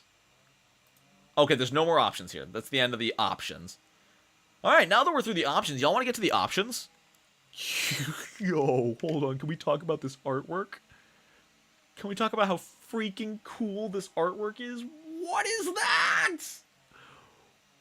What is that? Oh my god. Don't let Twitter see it. They're gonna try to kiss it too much. Ooh, I love it. Oh my god. I'm almost out of Gafool. That's amazing. Is HIGHHELM not on Nethys yet? It should be. That's Carl. Oh, it's Carl. Okay. Why didn't you say so sooner? You could have just said, that's Carl, and I would have been like, oh, bet. Holy cow. How are we looking here? This is not correct. Why is this looking so weird? There we go. I'll just stretch it. Wait, it's still not fitting. How long has it been off? Y'all, help me out here. There we go. It's a new dragon? Is it actually? Hey, I'm not kink shaming anyone. Smash. Alright. Is it actually a new dragon? Dwarven campaigns. This heavily dwarven setting and fedora-flavored options in the book lend themselves well to an all-dwarf campaign. Super cool. This chapter has a strong focus on options for dwarven characters. Some of these, such as ancestry feats, require you to be a dwarf, while others are thematically fitting for dwarves, but aren't dwarf exclusive. Every item and animal companion, as well as the stalwart defender archetype and relic seeds, new relic seeds, can be taken by any ancestry, and while they're preferred by dwarves, the gods detailed here accept followers of any origin. Super cool. If you like some of the items here, but not their thematic ties to dwarves, remember that flavor is flexible. A lot more people need to hear this. The Rivathun feats, someone mentioned Rivathun earlier. Someone mentioned Rivathun at the beginning of the stream.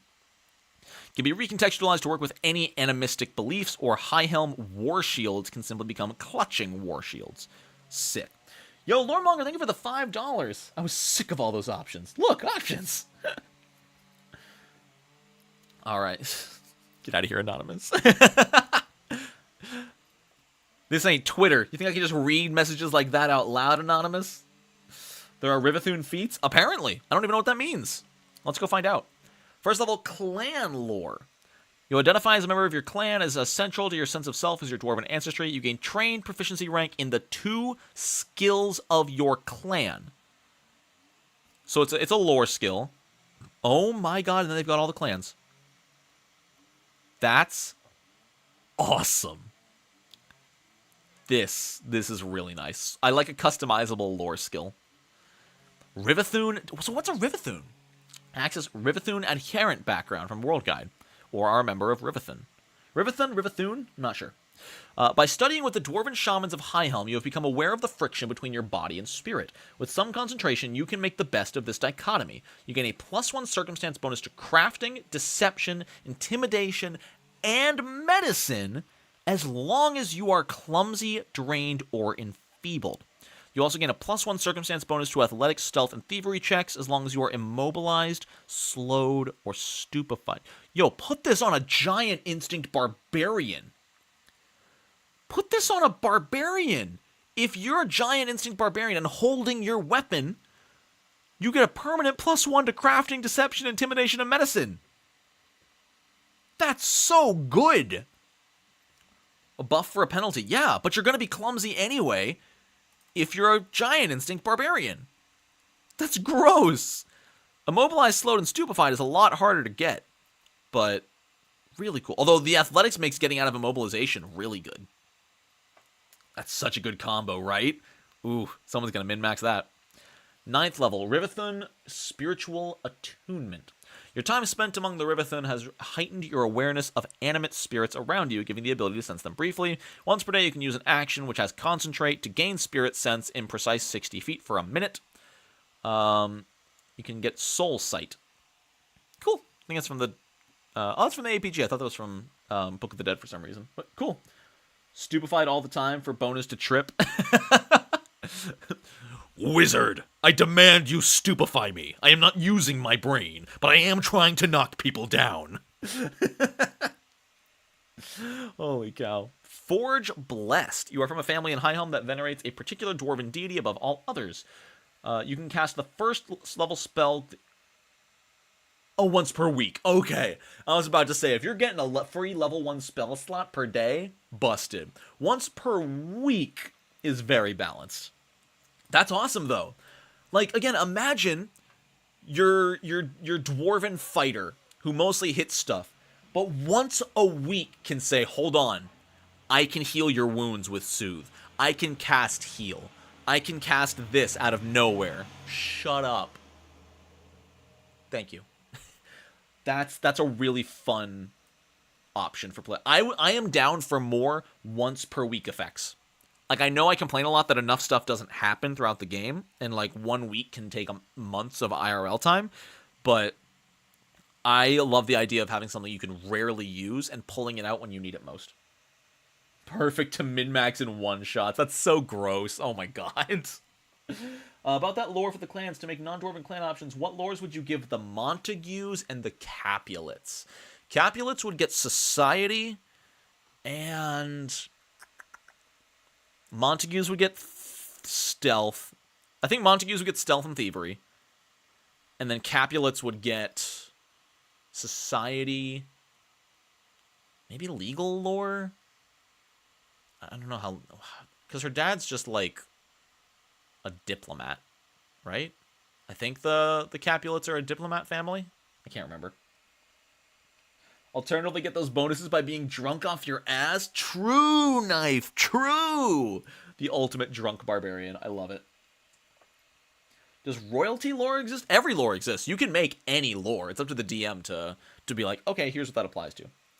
New animal companions. Hello. Ogdenar? It's a mule? Do we get any artwork of these things?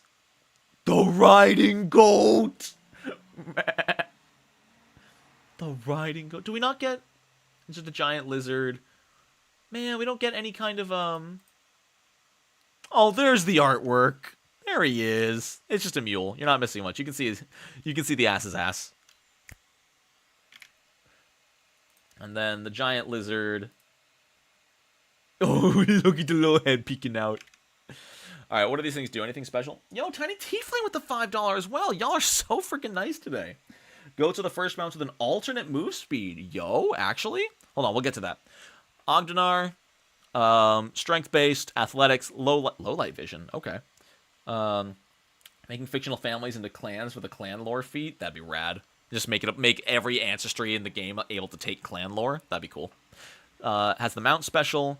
Ogdenar shifts its way, proffering you an item. You interact for one action to draw a weapon or item being carried. That's actually really good. Wait, what? Support benefit. Support is only one action, right? Or is support 2 actions? Hold on. Support animal companion 2A. Support. Can't... Why is it not on here? God, animal companions are so hard to find. Support is 1 action, but can't attack. Okay, so for 1 action, you can have your mobile backpack walk over to you and give you an item. That's great. If you've got potions or specific weapons, you can turn your mule into a walking armory. If you're like a ranger with an animal companion, and you don't specify in one weapon, you can have a piercing weapon, a slashing weapon, a bludgeoning weapon, and a ranged weapon all on your mule. And for 1 action, you call your mule over from 25 feet away, and it gives you the weapon you need. And you just have it. Because the interact to draw it is part of the support. So, Solace, because supporting is 1 action, When you spend an action, your animal companion gets 2, meaning it walks up to you for its first action and then supports you and gives you the item with the second action. Gotta go see you in 2 weeks. Yo, see you later, Red Link. Appreciate having you here.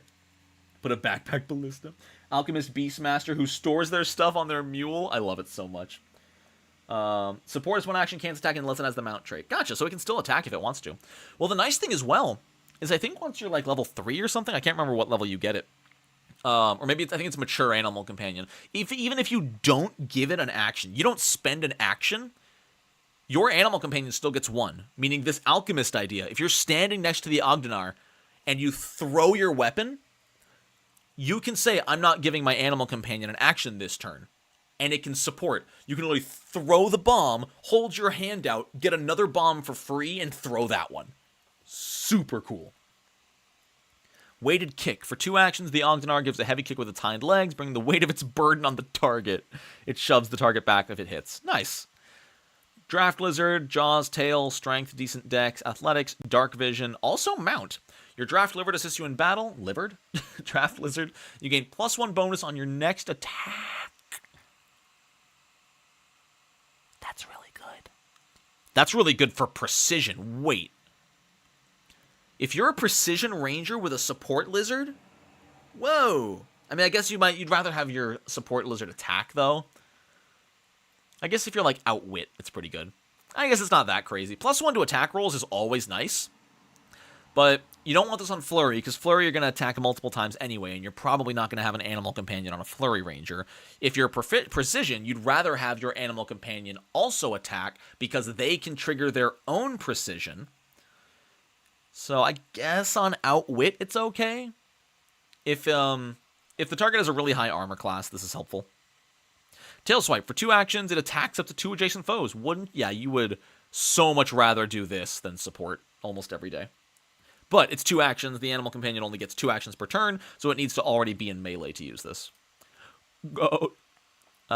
Strength, Headbutt, 8 hit points. It actually has a climb speed. As a support benefit, you climb up a surface as though you succeeded the climb action. Why not just ride it? That support benefit's never going to get used. It would be easier to spend 1 action climbing on top of your goat, and then 2 actions to climb 30 feet. Why would you spend an action to hoist yourself up 5 feet? It's 2 actions for 30 feet, or 1 action for 5 feet. Seems like a useless support benefit. Knock Aside. For 1 action, if its last action was a successful strike, it shoves. So it's basically the exact same as the donkey. The donkey just has to do it up front, whereas this one just spends the second action later. B and E? What's B and E? It's an all-terrain mount. Give it a swim speed. Cast a spell to give it a swim speed. Really make it an all-terrain vehicle. Breaking and entering? Wait, how is that helpful in breaking and entering? Also, does this mean this thing can just walk directly up walls? Can this thing walk up vertical walls? Because a climb speed just means you can climb walls. Vertical surfaces. A climb speed allows you to move up or down vertical surfaces. This goat can walk up walls. It's a spider goat. Hate you, darling, but I was up for over a day before you started. I was just too excited to see you on home. Thank you, Dread. Get some sleep. Love you, darling. Goats can climb vertically? Can they? They can climb pretty vertically, but usually they don't. Like, usually they climb, like, sideways, right? Like, they climb, like, if this is the wall, they climb, their body's facing this way, and they kind of, like, step up carefully. But not, like, vertical.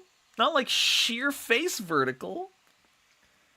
Maybe I have. Maybe they're better than I thought.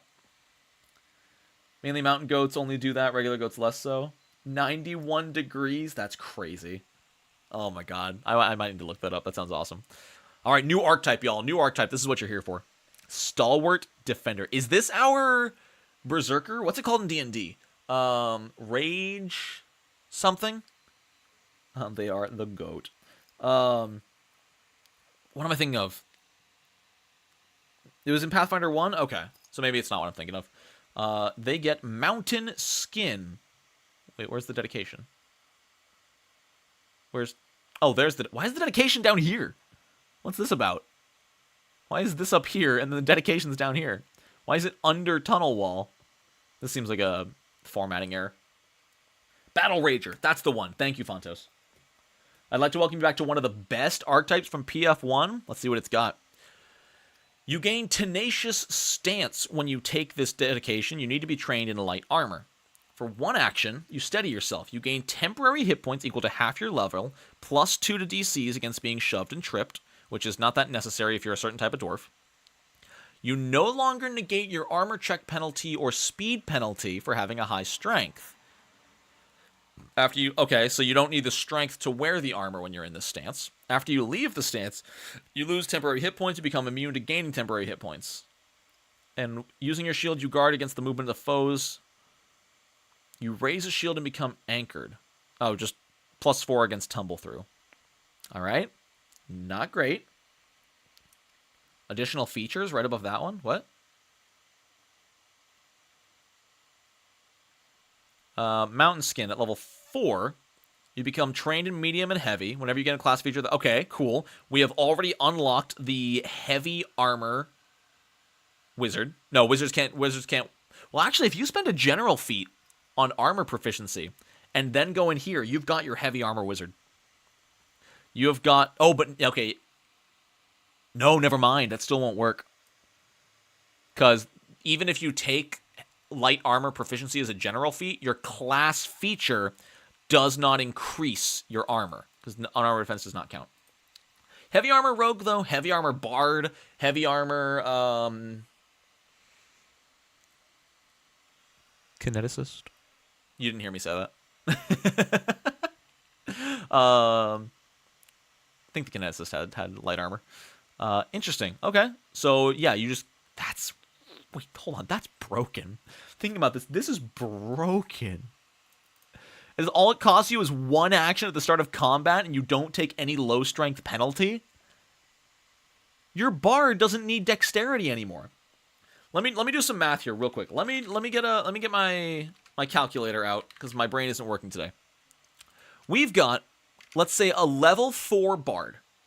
Let's say we've got a bard, level 4. So 4 plus, okay,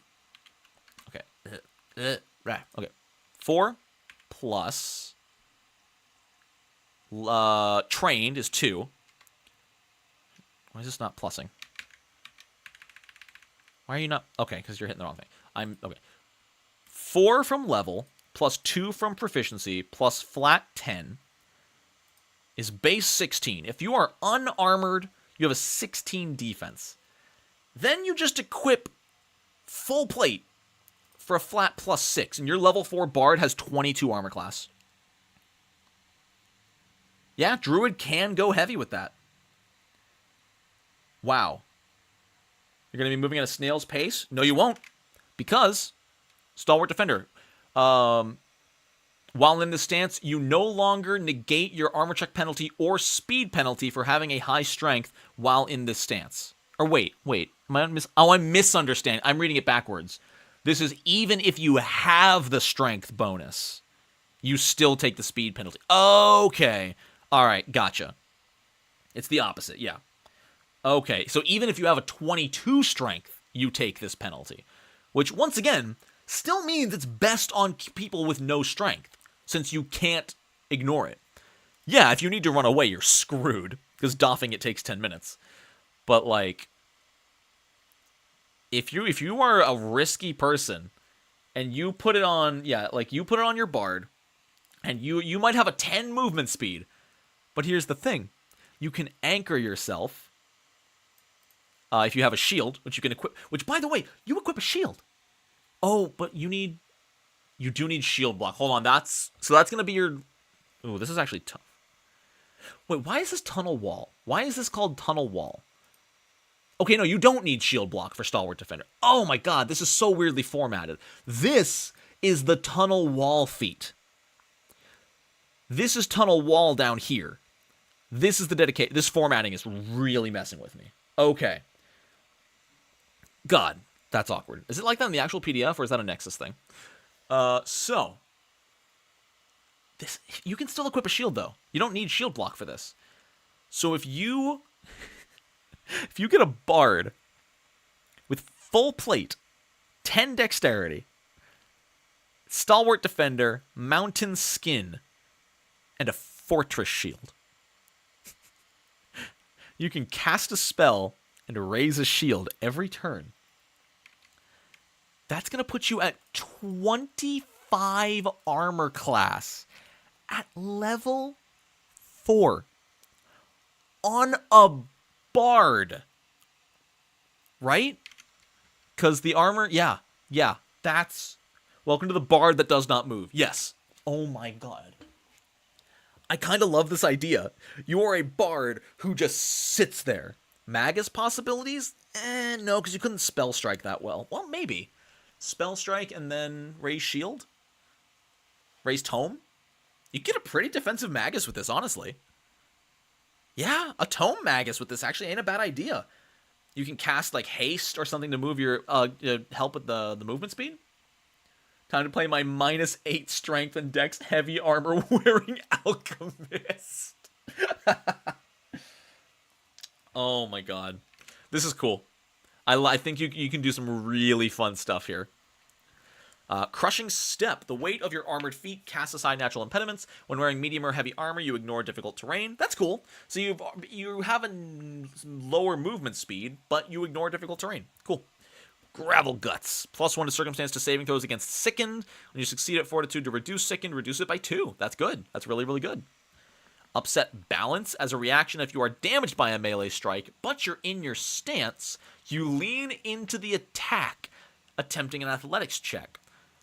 On a success, the target becomes clumsy. You are literally... So they're swinging their sword at you, and you're just bumping it with your chest. Yeah, you're taking the hit, but you're throwing them off balance because they didn't expect you to just thrust yourself into their blade. That's great. I don't think the stance is mandatory. No, it's not. That's true, it's not. You don't have to enter the stance. So if you have the strength, this is a way to get heavy armor on a barbarian. That's a problem I've been facing. I have not been able to get heavy armor on my barbarian, which sucks. I'm missing out on like 2 extra armor class on my tank because I'm using a Sinclair's subclass of Stone Instinct, so I'm all about defense anyway. So missing that extra defense, that's actually kind of... That's tempting. Let's see. Okay, that's it. Wait, no, it's not it. It's Rupture Stomp. 2 actions, once per day. Don't you take our feat. Okay, he didn't take our feat. There's a Stone Instinct Barbarian feat that's very similar to this in the Sinclairs. For 2 actions, every dwarf knows that the rock they walk upon can either be a best friend or a treacherous path. With a heavy impact of your armored heel, you crack the ground. The ground within 10-foot emanation becomes difficult terrain. Greater difficult if you are master in your armor proficiency. It lasts for 1 minute. Super cool. Yeah, Barbarian getting the full plate in ROE has a metal instinct. Oh, Rage of Elements has a metal instinct. Yeah, I'm going to have to choose now. Wait, Upset Balance doesn't have a crit success option for eating your reaction? You are damaged. Oh, yeah. Oh, no, Clumsy 2 on a crit success. There it is. Clumsy 2. And if you're anchored, you get +2. That's really good. What was I talking about? I forget what I was talking about. Oh, the additional feats? Yeah, I forgot to look at those. Additional feats are Steel Skin, which lets you sleep in medium armor. Armored Rebuff, which is if an enemy critically fails an attack against you, you can shove them. And Mighty Bulwark is bonus from the Bulwark trait increases to +4 instead of +3 on reflex saves. Cool. Oh, and that's it. I think it's on all reflex saves as well, not just damaging ones. Yes. Very, very good. Very, very good feat. Where were we? Unshaken in Iron. You gain the armor specialization effect of light armor. If you're trained in medium or heavy, you gain that one as well. While in Tenacious Stance, you increase the value of your armor specialization effects by an amount equal to the value of your armor check penalty. Hold on. Hold the phone. Bastion Plate is a thing.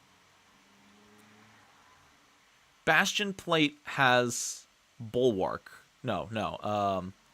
Armor specialization. So what level do you have to be to take this? You need to be level 8. Once you hit level 10, you'll have +2 armor. +2 Bastion Plate gives you 4 damage reduction to slashing damage. This becomes 7 with this feat. 7 damage reduction to all slashing.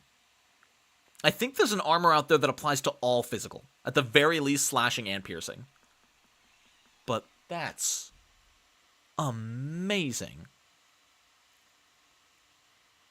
Wow. I like that. I like that a lot. I swear there was an armor out there. Armor Inventor?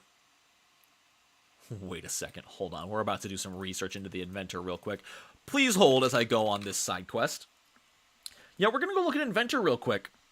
No one tanks like good dwarf. It's a face like good dwarf at the end of encounters. No one's... I lost it there. It's really hard to find rhymes with dwarf. Okay. Innovations. Armor innovation. The power suit has a -2 check penalty. So that's +2 from that. But I think you can up it, right? You can upgrade it to... Where is it? That's resistance. That's separate. Heavy construction. Your innovation becomes heavy armor. Becomes... Oh, it still only has a -2 check penalty. That's shocking. Gains bulwark. Does it have... armor specialization? Might not. It's composite. I think the composite's what's important. Composite armor 2E. Composite armor group is just piercing. Okay, so Inventor's just piercing, not all damages. Create names that rhyme with dwarf. It's pretty good, though. You like my G Fuel bottle? Yes. It's definitely G Fuel. You see, that's a G for G Fuel. Not anything else. It's definitely G Fuel.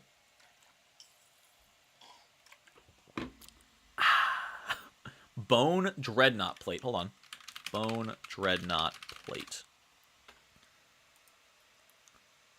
The suit of bone-based Fortress Plate. Hold on, so this is a specific one. So Fortress Plate is still just slashing damage, unless this says something else. Yeah, Fortress Plate is still just slashing damage, because it's yeah. G Fuel does not stand for Gator Fuel. Alright, let's move on. We've spent too much time on this. Gathering Moss. As a free action, once per day when you enter your stance, you gain... What the hell? Whoa. Whoa, whoa, whoa, whoa, whoa, whoa, whoa, whoa, whoa, whoa, whoa, whoa. Fast healing equal to your level for a minute. That's 60 hit points. No. Yes? No, that's 100 hit points. Yeah, it's once per day. It's 100 hit points. A 5th level heal spell only heals for, what, 5d8 plus 40? So 60? This is on a fighter. This is on a barbarian. This is on an alchemist. Level 10 feet? Yeah, and it gets better. At level 20, you heal for 200 health over time. Which in some cases is better than all at once. Oh my god. That's incredible. That is spectacular. Like, you don't even have to do this in combat. That's a free action. That's a free action when you enter your stance.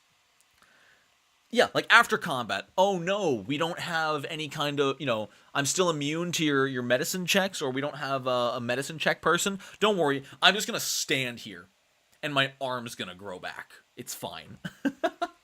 Oh, that's true. Stances don't work out of combat, which is stupid, but it's part of the mechanical suspension of disbelief, I suppose. Cracked Mountain. Yeah, they get Orc Ferocity. They get fucking Orc Ferocity. As a reaction, once per day, once per hour, if you would be dropped to 0 but not killed, you stay on your feet, you avoid being knocked back with 1 hit point, and you get an attack! That's why it's level 12. You get but then you immediately end your stance. So this has pretty much, it's backwards with Gathering Moss. Also, wait.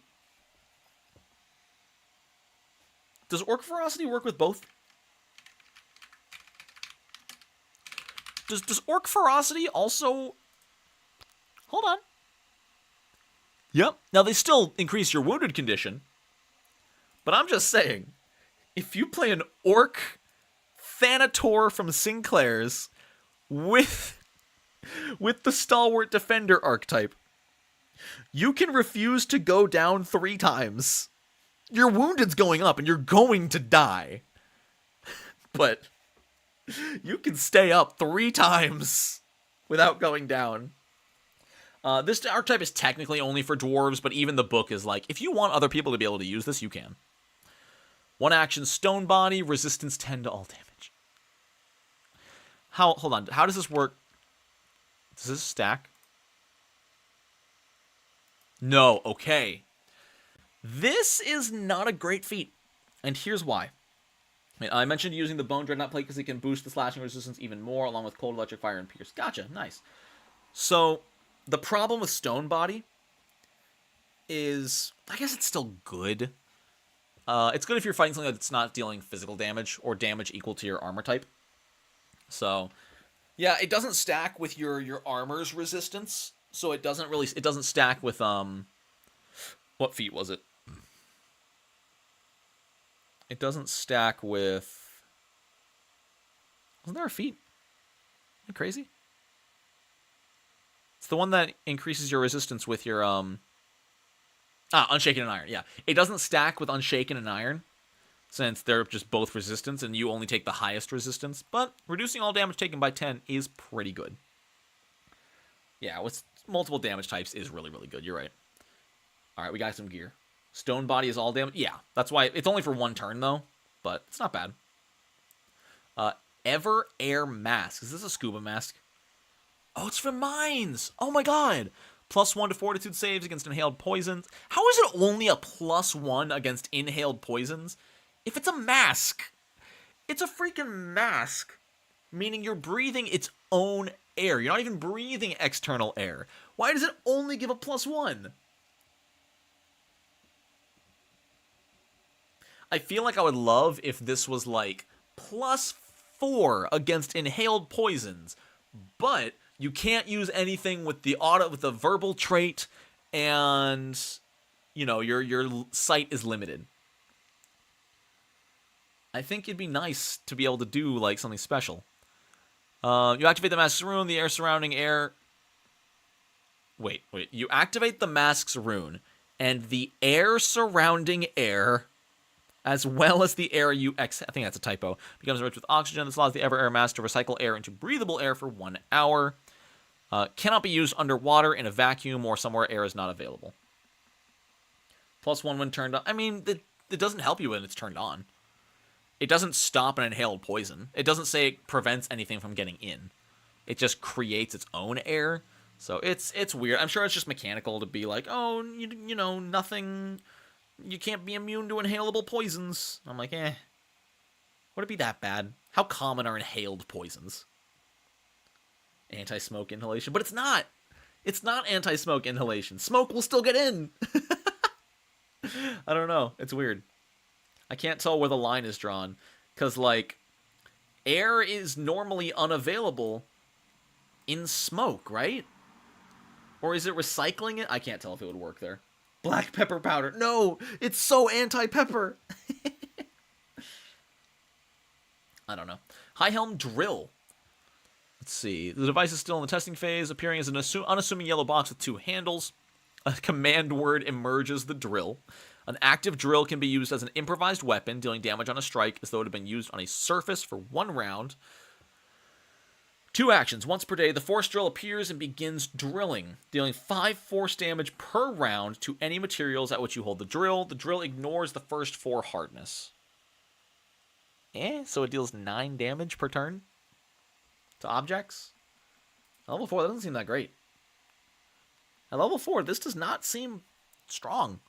Like, let's see, hardness, 2e. Let me see here. Item damage. Nope. I need material statistics. That's what I'm looking for. How strong is stone? Stone has a hardness of 7. Stone has a hardness of 7. You ignore 4 hardness, meaning it still has 3. This deals 2 damage per turn for 1 minute. This drill will deal 12 damage to stone. And stone has 28 hit points. It does not even reach the broken threshold.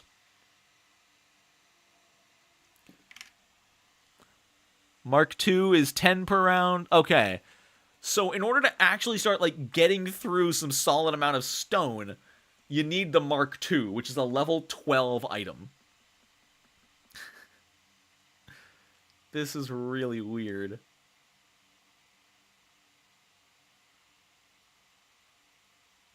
Why is it so weak? Like, can it get through dirt? It can barely get through wood. It can break wood, but in a minute it will not destroy anything wooden. Mark III goes through adamantium. It does not. Ignores 12 hardness. Iron has 18 hardness. So it's going to do 9 damage per turn. Okay, for 10 minutes. Okay, so 9 damage per turn. That's going to deal... Okay, it's going to deal a lot of damage over 10 minutes. I guess the problem here is the time. The problem is the 1 minute. If it were always 10 minutes at all level, that would be fine. You know, over 10 minutes, it would get through some stone. But overall, it's kind of a weak item. It's a drill that can't get through stone at level 4, which kind of feels bad. What is this Chungus? +2 resilient fortification bastion plate made entirely of stone plates. Looks almost unwearable. If you have armor specialization with heavy armor, your resistance while wearing is both... Here it is. Here's the item. Just buy 100 of them. You know what? Fair. What's the price? 85 gold? It's expensive, but you buy like 5 of these, then you're in business.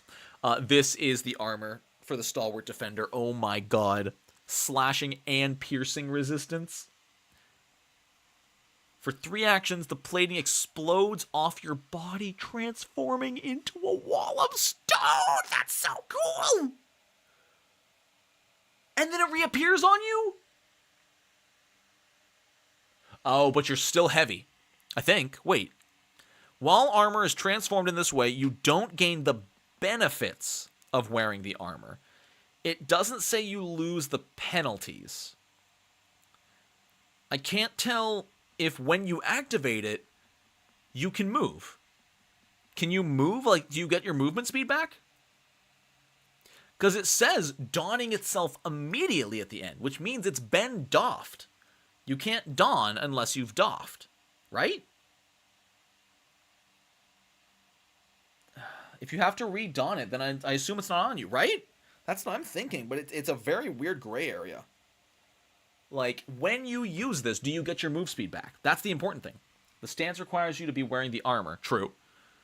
But what this is for, if we take our bard from earlier, our super heavy not moving bard, you use 3 actions, you explode this off of you for 10 minutes. Do you get all of your move speed back to run away for 10 minutes while they're blocked by the wall, and then 10 minutes later you just get your armor back? What a philosophical question. Canst thou don if thou hast not first doffed? What's a war shield? This specialized razor disc was originally designed by the members of Clan Mulgrade for use by HIGHHELM soldiers. +1 striking blades inside. As a reaction, if you critically hit with one of the integrated blades, the shield's blades grow big and dig into your foe. It becomes grabbed and impaled on the shield! While the creature is grabbed, you cannot raise the shield, but the creature takes persistent bleed damage every round equal to the number of damage dice. You can release the shield, ending the grab but not ending the persistent bleed damage. This is fine, but I feel like it's okay at best. Because it removes your ability to raise your shield, and then if you let go, the enemy now has your shield. It's cute, it's funny, I just don't think it's that good. And it's cool that it auto-runes the weapons, that's really neat. Keepstone, level 17. Oh, it's a material. What is... Oh my god, the hardness. Oh my god. 30 hardness, 122 health. Keepstone armor? It's level 20! What? Additionally, the sheer amount of Keepstone required to craft a suit of Keepstone armor is prohibitive. For those who can acquire a set, there are few better protections against magic. While wearing Keepstone armor, the item bonus it provides to AC and saving throws increases by 1 against spells. It's anti-magic armor. That's phenomenal. Just have 2 shields, forehead. The shield... When you have a Keepstone shield raised, you gain its circumstance bonus saving throws against spells that target you as well. Additionally, you can shield block against any spell damage. Who needs the fighter feats? Who needs the fighter feat that lets you do that? Just get a Keepstone shield, forehead. Keepstone weapon? Oh my god, it lets you sunder spell whenever you attack. That's so gross. I love it. I love it so much. Like, obviously, they're rare. They're super rare, made of this hyper rare material. At this point, the item level barely matters. It's just like, hey, don't give this to your players unless they really earn it. Costs 11,250 gold pieces. Plus 1,000 GP per bulk. Or to buy it, it's like 25,000 gold. That's great. Give it to your BBEG. I'm honestly starting to think a lot of these items are for bad guys. Relics. Creative Spark. We're already pushing noon. I'm winding down. Real quick, though. It has been another hour. Did you know that you can go online right now to Pathfinder Nexus, who has graciously sponsored this stream? Use code HIGHNONATS at checkout while buying Lost Omens HIGHHELM, and you can get any other Pathfinder 2 ebook for 20% off. If you need that APG, if you need the World Guide, I don't know, just shouting names. You can get the second book for 20% off. It's great. You get the reader, like I've been using this entire stream, which has some nice integrations, a lot of hover-overs to have stuff pop up. They're hyperlinked to different books if you need to find something. Really, really cool stuff. Thank you, Pathfinder Nexus and Demiplane, for sponsoring this video. Really appreciate it. Go show them some support if you want a high-quality premium access to the Pathfinder 2e content. Armor can resist divination. Yeah, that's fair. BBEG. But real quick, I gotta run to the bathroom. So, enjoy the chair. You know what? I was gonna give you the animated chair, but it's just been so long. Enjoy normal chair.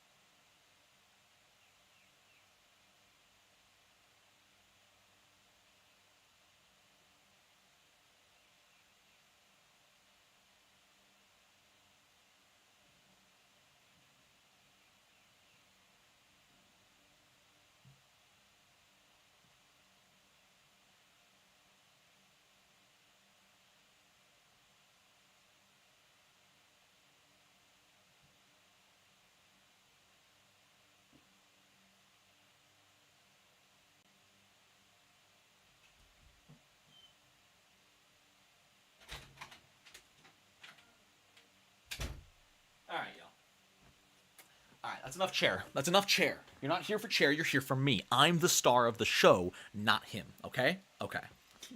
Cherub sitting. Chair. Oh, I'm banning you, Obscura. I hate you. Alright. Let's see. There's so much left. Holy cow. Like, bring back chair. Rude, Shanwolf. Rude. Alright. So, the gifts, if you forget, are a little like... They're basically a magic item that grows with you, right? Yeah, you attach these effects to an item, and that item grows with the character as they go. So these are forge aspect gifts. So for 2 actions, once per day, you strike the relic against a piece of flint and summon a fire wisp. Yo, is this all about creating and summoning elementals? I'm going to fly through this pretty fast because I don't think a lot of people use relics. But you get a bonus to crafting checks. Super cool. Forge Weld for 2 actions. Strike against a non-magical metal object. Repairing it? You're just freaking, what's his name from Overwatch? My turret! It's Torbjorn. You're just Torbjorn. You just smack something with your hammer and fix it. That's hilarious. Work Harden. For 2 actions, you strike the relic against a shield or armor. The target item hardens for 10 minutes, increasing its AC bonus by 1. Yo! That's awesome. Hit your own chest piece for 10 minutes of bump AC. That's a minor gift, too. Holy cow. Elements of Creation. When you activate Creative Spark, which summons the wisp, you can summon air, water, earth, or fire wisps. Unlike a typical Earth Wisp, summon Earth Wisp takes the form of a small iron creature resembling an anvil crossed with a Why is there no art of this? Paizo, how dare you describe an anvil crossed with a horned beetle and not give us artwork? Rude. Wait. And not or? You can just summon an air wisp, a water wisp, and an earth... Oh, but they don't do anything in combat. Oh, I didn't realize all of this was non-combative. It's only for crafting. Gotcha. Okay. Womp womp. When being assisted by all 4 wisps, replaces the need for any equipment other than tools when crafting metal items. Super cool. What about wooden metal wisp? What about him? Molten Crucible. For 3 actions, once per day, you strike any equipment made of metal. Becomes red hot, and for 10 minutes... transforms into a different base item from the category? Sorry, there's a plane outside. This changes the item's base form while retaining its materials, runes, and magical properties. That's just permanent? You just change it? Like, oh, we're gonna fight something that's weak to piercing. Let me turn your sword into a spear. Ding! I'll change it back tomorrow. Wow. That's amazing.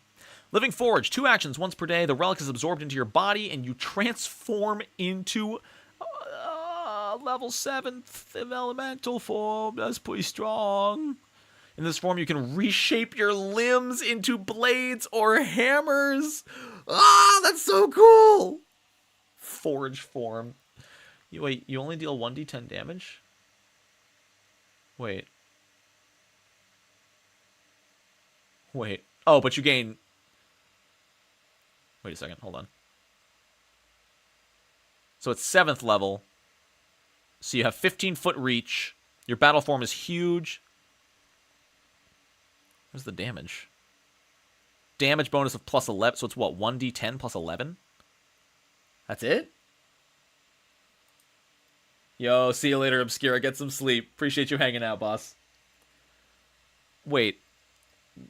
It only does 1d10 plus 11. And some persistent fire. Can you get some dice multiplication from something? Because otherwise you can't with elemental form, can you? Huh. I forget how you get more dice. Oh, wait. Okay, no, there it is. Double the number of damage dice. Okay, so it's 2d10 plus 11. Including... So 2d10 plus 11 plus 2d4. Alright, that's fine, I suppose. It's not that bad. It's a little bit. Doubles the number of damage dice. There it is. Okay, gotcha. Neat. Legendary... What's left here? We got legendary items. Where are we?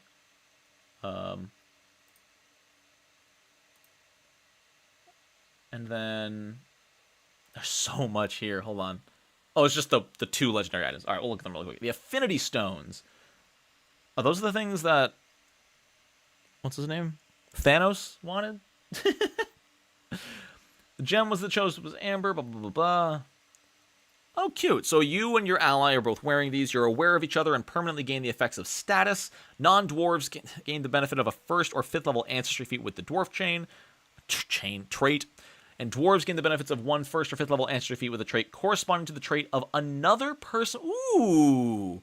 So you can share it with one of your allies. They get a dwarf trait, a feat, and you get their feat. That's cute. You gradually take on some of the characteristics of your counterparts. A dwarf may grow elf may grow a beard, and a dwarf may develop pointed ears. Adorable. That's super cute. Yo, what's up, Aldor? How we doing? Their marriage rocks. The Blade of Fallen Stars. It's a level 22 item? +4 major striking greater frost gun sword. Made from high-grade cold Sikatite? What? The blade absorbs starlight? This is some Final Fantasy shit. Some tales of the forging report that the sword was Tear of Eventide, a great blade forged out of starlight for the battle between Desna and Aular. Whether or not that was the case... What? For 1 action, you unfold the parrying hooks extending from the blade to form a bipod, which is the same benefits as the tripod, negating the -2 kickback. For 2 actions... If it was exposed to starlight for at least an hour since the last time you used this, the coating on the blade seeps into the engravings and is collected in the barrel. On your next ranged strike, the weapon fires a glowing white projectile with a blazing blue tail that explodes on impact. In addition to your normal damage, it deals 68 bonus cold damage and creates a fairy fire effect. Not as insane as I was expecting for a level 22. Like, don't get me wrong, the +4 major striking is great. The frost is cool. I was expecting more. Huh. I don't know how I feel about that. Wait, they're not just in pairs? Are they not just in pairs? Oh, sets. Nice. So it's not just 2 rocks. I'm a little underwhelmed by the Blade of Fallen Stars. I think it's just so high level because it's +4. Huh. Because +4 doesn't... Does +4 exist? Yeah, +4 doesn't technically exist, I don't think. I don't know. I feel like I've been told that. And then we got gods here, some deities, which we're going to skip through for the sake of time. Avatars and pantheons. Animals? Sorry, animals. Ooh, do we get to learn about this thing? Did you just put me back at the top? Wait, why'd you put me back at the top? Scoomy? I want to know... Oh. Wait. Why are you putting me back at the top? Where are we? Okay, that doesn't work. That link doesn't work. So, avatars, pantheons. Animals. Okay, this is what I was trying to get to. Only 1 or 2 other +4 items. Okay. What's high-grade cold Sikatite? I don't know. Okay, so this is just lore and stat blocks for the creatures themselves. Same with the draft lizard. Bloodstorm. Ooh! Ooh! What are you? 100,000 leeches, mosquitoes, and parasites. Why is it a demon? Wait.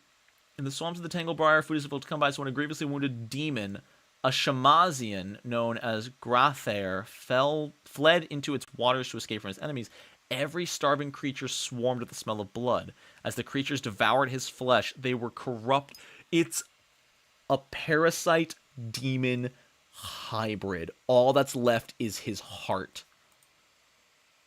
Oh, that's so cool. And it's a swarm. It's a super high level swarm. So it resists all physical damage. It's immune to precision. Ugh. Bloodstorm is in its demon shape. It has a pincer. It also has a biting constrict. The writhing mass of pincer bites the grabbed creature, dealing 3d8 plus 8 piercing damage. On a failure, the creature also takes 1d8 basic fort save. Sorry, I'm losing myself in this. This is horrifying. Each creature in its space. That's right, it's a swarm, so we can just stand around your, like, in your party. And just bite you. If there are bleeding creatures in the Bloodstorm space, they take 3d8 piercing and 3d8 slashing. It's a stronger version of the biting swarm with an even higher saving throw. Damn! So it bites you. If you fail, you're bleeding. Then for its next 2 actions, it does an even higher one. And because it's a swarm and these aren't attacks, this doesn't have a multiple attack penalty. If you failed against biting swarm, your entire party is screwed. Does Pathfinder Nexus have all the images? Because in my book, this image is cut due to page size. I don't know. Like, it's here. I don't know. I haven't compared it to the PDF yet. Demon shape. The swarm condenses into the solid shape of a Shamazian demon. While in this form, it's gargantuan. It can't share the space of others, but it can use its pincer attack. It loses its physical resistance, as well as it loses its weakness to area and splash. Oh my god. What a cool boss. What a really cool boss. I might use this. Grand Defender. Oh, it's just a giant dwarf golem. It's celestial? Is it like part of Torag? Yep, Torag's Herald. Oh my god, it's Torag's Herald. That's so cool! See, this is what I love. I love unique stat blocks in the lore books. You know, little creatures here and there are fine, but we have enough of those in the bestiary. Give us unique ones that are just crazy. Does it have the golem? Yep, golem anti-magic. Yeah, it does. Yeah, it does. Oh, what a cool monster. The Grawl. Oh, does the rendering of the rocks look weird to anybody else? Like, the rocks here look like a different art style than the rest. I don't know why. Maybe I'm crazy. What are you? Labyrinthine, home to many dangers, with the insidious Grawl being one of the most notable native species. These highly specialized ambush predators possess natural camouflage. Alright, so they're just ambush predators. They don't smell. Keep it in mind. They don't smell. They can grab you. They can cast ventriloquism? Oh, they're smart. Oh, God, they're smart. They have a +2 intelligence. Oh, God. It can talk. And it can paralyze you. And it can pull you in. Ooh. I love it. Pagolin? Oh. Look at this good boy. He's so cute. He's blinding spit. Oh. Really cool. Tail impalement. They should have just called it tail impale. Like, let's be real. Should have just been tail impale. I want a Pagolin. He's large. Yeah, he's a good little boy. He's a big, good little boy. Oh, and that's it. That's HIGHHELM. We skipped over the deities, but otherwise, there we go. That's a good book. That's a really good book. I like everything. I like all the what's the options that were given here. All the special, like, region options were super cool to see. So, yeah. I guess that's it. God, I haven't done one of these streams in so freaking long. I don't know how to wrap these up. But I will say one more time, if you are interested in HIGHHELM, the best way to get it right now is to use code HIGHNONATS on Pathfinder Nexus to pick it up. You can use their built-in reader, which works very, very well. The hyperlinks are nice. And you can get 20% off any other book if you buy it alongside HIGHHELM. So, there was one new spell, Chris Chase. There was one new spell that did fire damage. It was basically heat. It was fancy heat metal. Where was the meat animal mentioned several times? Oh, the Grindle Grub? Yeah, we didn't actually get to see anything about a Grindle Grub, unless that was in an older, maybe that was in like the World Guide or something, who knows. But, alright, I gotta drag my butt to the gym so that I can keep up my schedule? That's not the word. I don't know. I'm trying to hit the gym every day. I'm trying to be big, healthy boy, and I've got something to do at 2, and then I got Pathfinder tonight. So if I'm gonna go to the gym, routine! That's the one, Cinder. Thank you. Routine. Oh my god. But seriously, thank you all for coming out to this stream, whatever this was. I just realized there's been no music because the music was not on loop. So we've been awkwardly sitting in silence. I skipped over the Grindle Grub? Did I? Hold on. You know what? Let's use something special. Let's use Demiplane's search feature. Grindle Grub. Grindle Grub steak? Grub gloves? I don't see a Grindle Grub. It's mentioned a few times throughout the Gazetteer, but I don't see... It doesn't have its own stat block or anything. Trade and industry. Okay, so it's only given lore. Gotcha. It's only given in lore. Okay, gotcha. All right. Well, I won't worry about it then, because again, I don't like to give out lore for free. But thank you for joining me, y'all. I think I might try to do a few more of these streams on YouTube from time to time. They're fun. It's fun to be back. Why am I not? Oh, I'm invisible. Oh no, I'm invisible. There I am. There we go. Awesome. I don't know if I'll use this camera again for a while. Hopefully by the next time I stream, I might have my good camera back. I'm not positive. But for now, that's it. I hope y'all enjoyed. I hope y'all like HIGHHELM. Go pick it up using the link in the description. And I'm going to go to the gym and hate my life for a little bit. All right. Y'all are awesome. I'll see you soon.